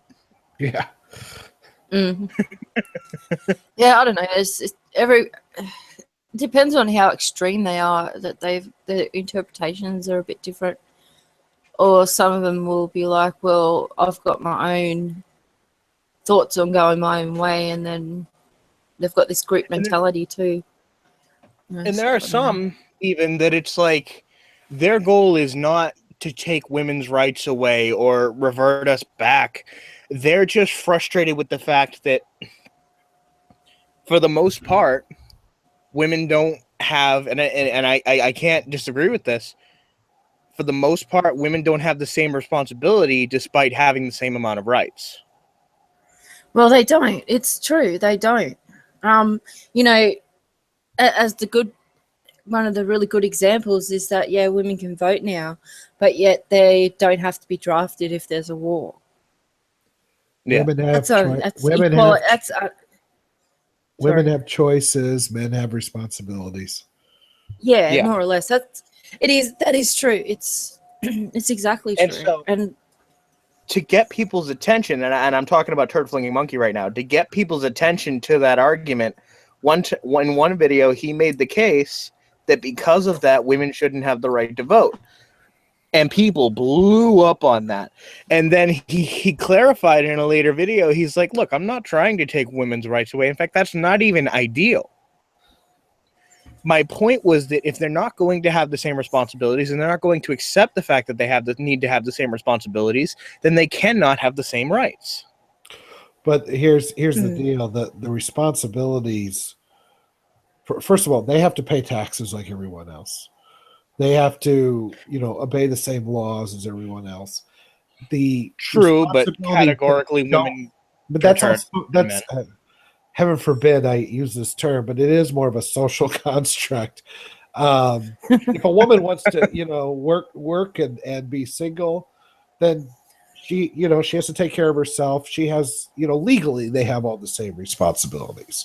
If they choose to get married and, be a stay-at-home mom or whatever, and that's looked on more favorably as opposed to a man who doesn't work and he's a bum.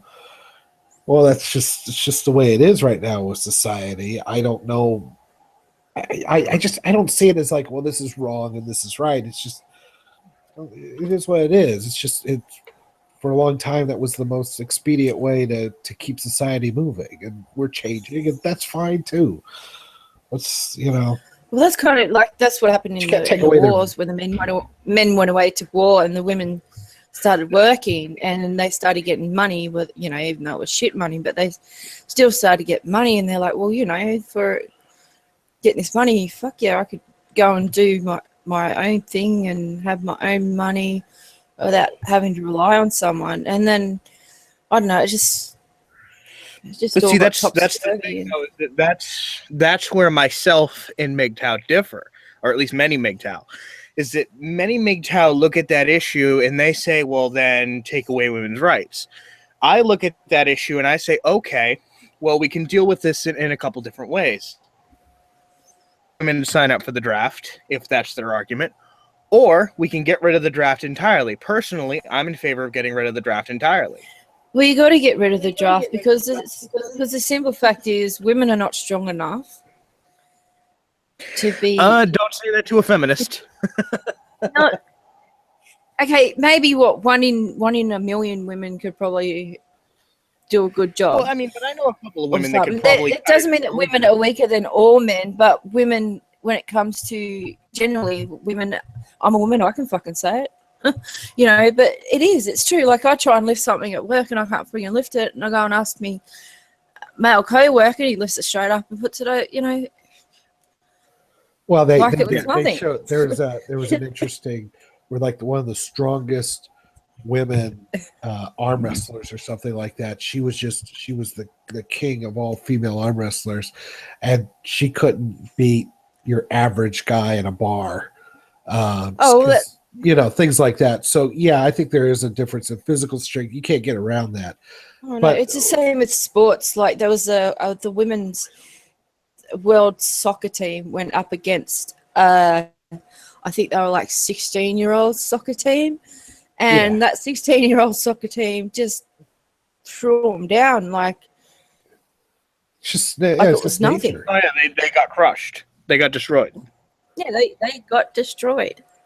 But you keep talking about the draft. And that's why there's men and women's teams, we don't really because have a women are draft weaker than anymore. men. Well, the draft is just an example. Well, But Yeah, I mean, like I said earlier, categorically, women get higher tax returns than men. I mean, that's something that does need to be corrected. How do they get higher tax returns than men? What happens? I don't know what happened. I'm not really a tax person, so I couldn't tell you. But I have looked it up, and statistically speaking, women do get higher returns. Maybe it's just because women don't make as much, or It's probably that because it's income. It's not a gender it's thing. income. It's income. Because just say, for instance, me, I'm a nurse, or a carer, and you get paid shit money for it. But, and then you go with the CIO or whatever, most men go for those higher paying jobs. And women just don't seem to go for the higher paying jobs as much. And I guess they get more back in taxes because they don't earn as much. It's saying that they get higher tax returns because of women is kind of a reverse wage gap thing. It's not. It's a correlation without a causation. I know that there are other factors, but it's still something to consider that needs to be, even if it's from a perspective of it's a result of women as choosing much because it's either they're making bad choices, or in some cases, and this has actually been proven through studies. I actually had a nice debate like a month ago with Ranting Feminist where I was actually wrong, and I had to admit that I was wrong. Showed me a study where women in programming, especially in the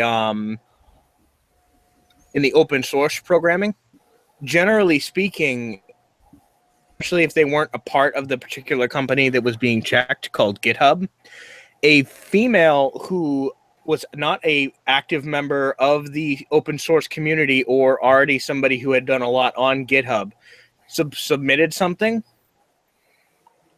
and a female name. The male name was chosen, I think it was something like 50% more. Yeah, there is a kind of stigma with that because men do, we're changing over, and it can't be forced to be changed over. If you force something to change, it's just going to tear down. But yeah, there is a bit of a stigma because, well, probably statistically, the man is probably better at the job than the woman. It's like it's not saying that it's true, but statistically, I have a friend too. Like she runs a gaming channel, and for the sake of her gaming channel, I'm going to leave the name of the channel anonymous. But this gaming channel has 3 million subs. And when she initially tried to do her first YouTube channel, she's fantastic at video games. But when she tried to do her first channel, almost immediately rejected by the entirety of the gaming community, saying, "Oh, that's your boyfriend playing. Oh, that's..." So she was faced with two options. Okay, she could either sell out and go on camera while she's playing, do the low cut top to get the subscribers, get her friend to do voiceover for the games that she's playing. Now, she got her friend who she plays sports games, and ironically, the friend she had to come to do the voiceovers is black. Yeah.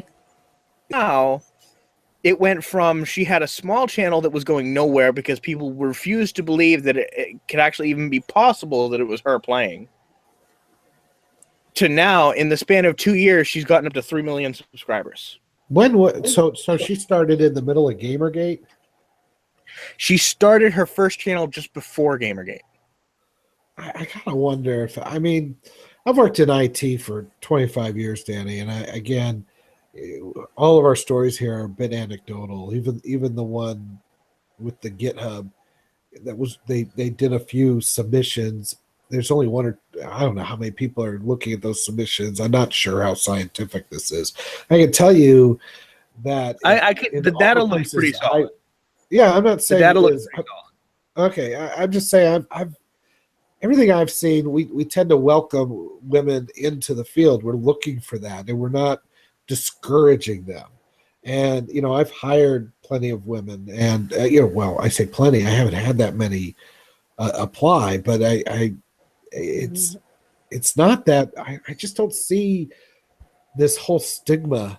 What I found in my research to my retort is that women who are looking to get into IT and programming actually have a better chance of being hired by companies rather than doing it by open source. They actually have a better shot at succeeding. Okay, so maybe because I see it more from a corporate perspective. I would agree with that. See, when I used to play I still play video games, and I play games. They'd never believe I was a female. They always thought I was a 16-year-old kid or something, like boy. So it didn't bother me. I was just, well, fuck you. I'm a woman and I'm going to beat your ass. And then I built up a friend and everyone going, you just got your ass whooped by a woman. And, Well, it's funny. It doesn't bother me. With her was, and this is why I think it bothered her so much, is because she's what I like to call my token SJW friend. Oh, okay. I have been friends for years, but we have come to a line where we know we can't talk about politics because just can't do it. So that's interesting because I gotta wonder, when you come at it from an SJW mindset, there's already the victim mentality going on in some way, shape, or form. Whereas an individualist just says, fuck it, I'm just going to, like Lotus, you're saying it yourself. All right, fuck them. I'm just going to kick their ass. And you do. And you prove yourself, right? So I don't care. She's loyal. Just playing the games to her, but she was trying to be one of those people that got successful off of gaming on YouTube. And she didn't want to go the route of sitting in front of the camera everybody, because that's just not the kind of person that she is. And that's fine. I mean, but I think that if she had persevered, she would have proved herself as a female and a gamer if she's really that good. I think that truth wins out eventually. And if it was, I don't know how much flack she got. I really don't know. But with when she started, is that things like Twitch and things like YouTube live streaming really weren't a thing, right? For her to really do it live for people, at least not without dishing out hundreds of dollars for software. I don't know. I mean, we'll never know. Is she even talking it or just played? She's the one playing, but her friend is the one talking. Oh, okay. And it's been very lucrative for them. I mean, they make over $3,000 a month off of their channel. Keep doing it. I don't see anything wrong with that. It's not. It's not a case of if she's playing online with just the headset, she doesn't care. But she also doesn't mention that, hey, I have a YouTube channel that's da-da-da. So nobody knows that nobody knows that nobody knows she's even a part of it. So they think it's a guy that people are watching it. Yes. I tell you, that's at some point that's going to bite her in the ass. Well, I mean, even YouTube, but, she chose YouTube knows about it. YouTube knows that that's how they do it. I don't think YouTube's going to bite her in the ass. I think somebody's going to find out somewhere, and there's going to be a big brouhaha, and it'll either make her more popular or I don't know. Somehow this has been a girl playing this whole time. Yeah, it's going to be you bullshitted us. Exactly. Yeah. I think if you go from a bullshit perspective, that never ends well. Well, I just think that now male and female have got the same opportunities. Let it just go flow naturally, where women will say, well, yeah, I've got the opportunity to do this, maybe I'll try it, instead of having it forced upon society, forced and forced and forced, where people get pissed off, and then it'll just they won't trust any woman or anything. They'll say, she's a woman, she's only getting this job is because of vagina instead of because of her actual merits. You know what I mean? Like, that's what feminists is doing. It's undermining women. Yeah, so we've reached a point with society and affirmative action where it's actually not that unreasonable to make that assumption. And that's really kind of sad to say. Yeah. Look at the Hillary Clinton. No one liked her. It was only the fact that she had a vagina. But yeah, it's wow. A lot of her it's true. They admitted they were voting for her for the sole reason that she was a woman. Because they really wanted they had the first black president. Now they wanted the first female president. Who cares? Wow. It's not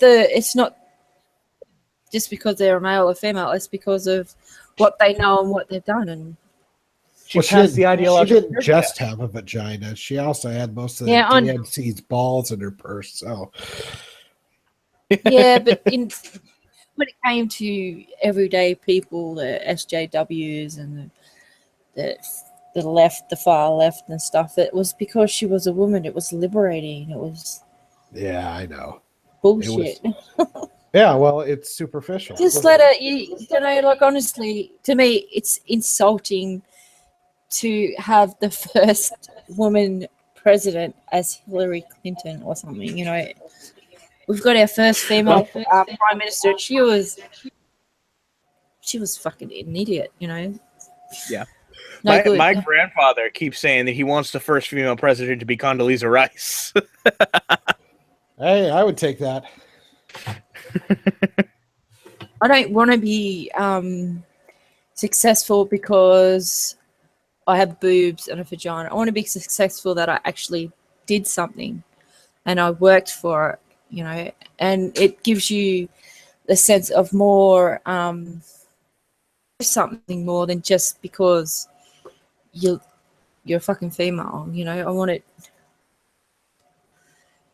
To me, it's very, very insulting. On the topic of tit privilege, I have a question, and this is for both of you. I'm not showing you my tits. No. So I have tits. So does that mean that I get to cash in on tit privilege? No, you have moves. Well, you should. My brother. Actually, my brother one day he squeezed his tits together and took a picture, and he was posting it or something, and all these guys are going, "Oh yeah, they're nice tits." And stuff. No. Now I wonder how many subscribers would I get if I got on camera and did the truffle shuffle. I don't know, for comedy reasons, maybe. But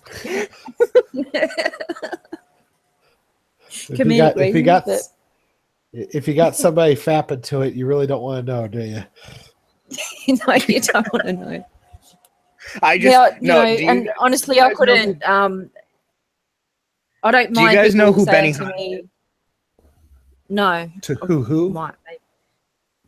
Okay, he's a guy who I met through Liz Reptile's live streams, and I guarantee you, if I were to post that video, the first thing he would say was, "Fap to that."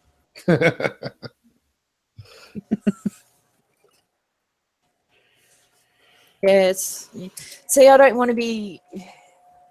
Women do use it. They flaunt it. If they've got it, they use it, which is all right.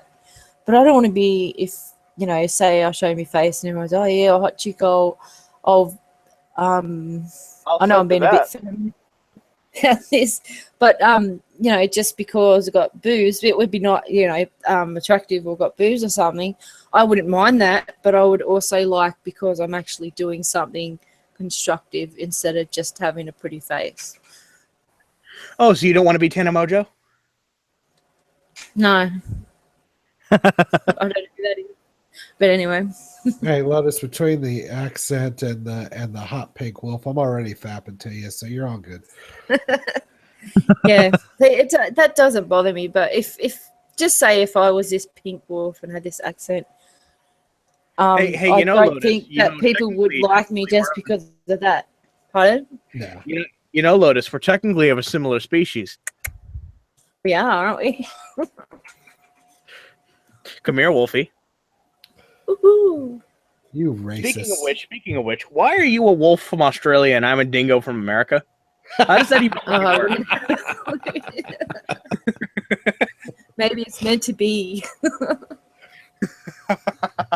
I posed the same question once about bearing. It's like, why is he a brown bear from Australia and I'm a fucking dingo from America? Like, why?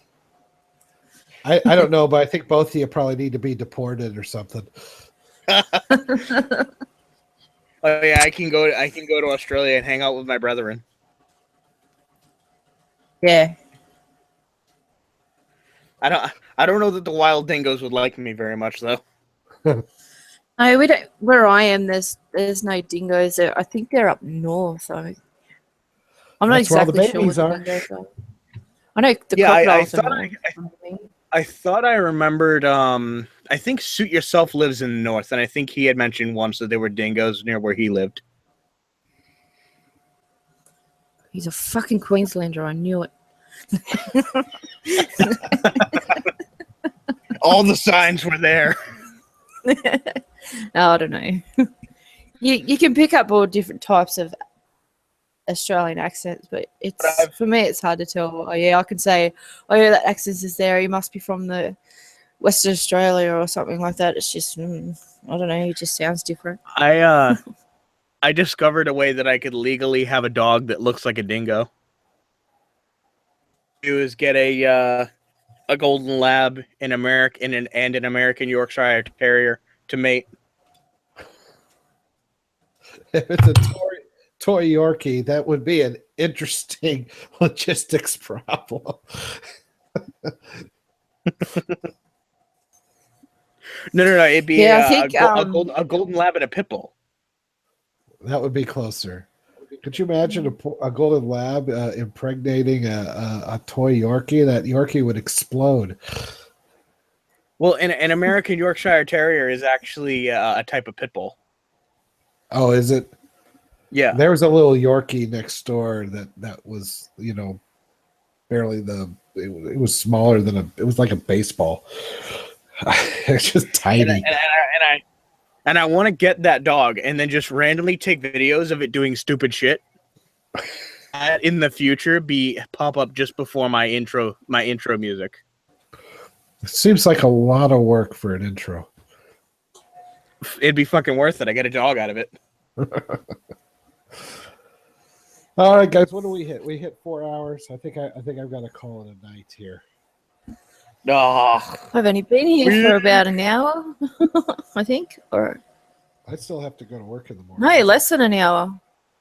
What time is it there? Like, 3 p.m. It's on 13 Saturday? past 3. No, no, it's 13 past 3 p.m. on Thursday. Thursday. Today it's 20 minutes past over here. At least where I live, it's 20 minutes past midnight on Thursday. 20 minutes past 11 on Wednesday. So Yoda still on Wednesday. On Wednesday. I'm talking to the future. Lotus, give me the lottery numbers, would you? Oh, you are about to sign out. Windows Update Assistance will reboot your service device to complete the update. Well, good timing because my computer's about to reboot. Microsoft is killing us. Fuck Microsoft. Sorry, I didn't mean that. Microsoft is trying to destroy your chances of getting the numbers. Quick, Lotus, rattle them off. All right, guys. I appreciate you joining. I do appreciate. They got her before she could tell you. Thanks for having me, Yoda. Anytime. Have a good night, man. You too.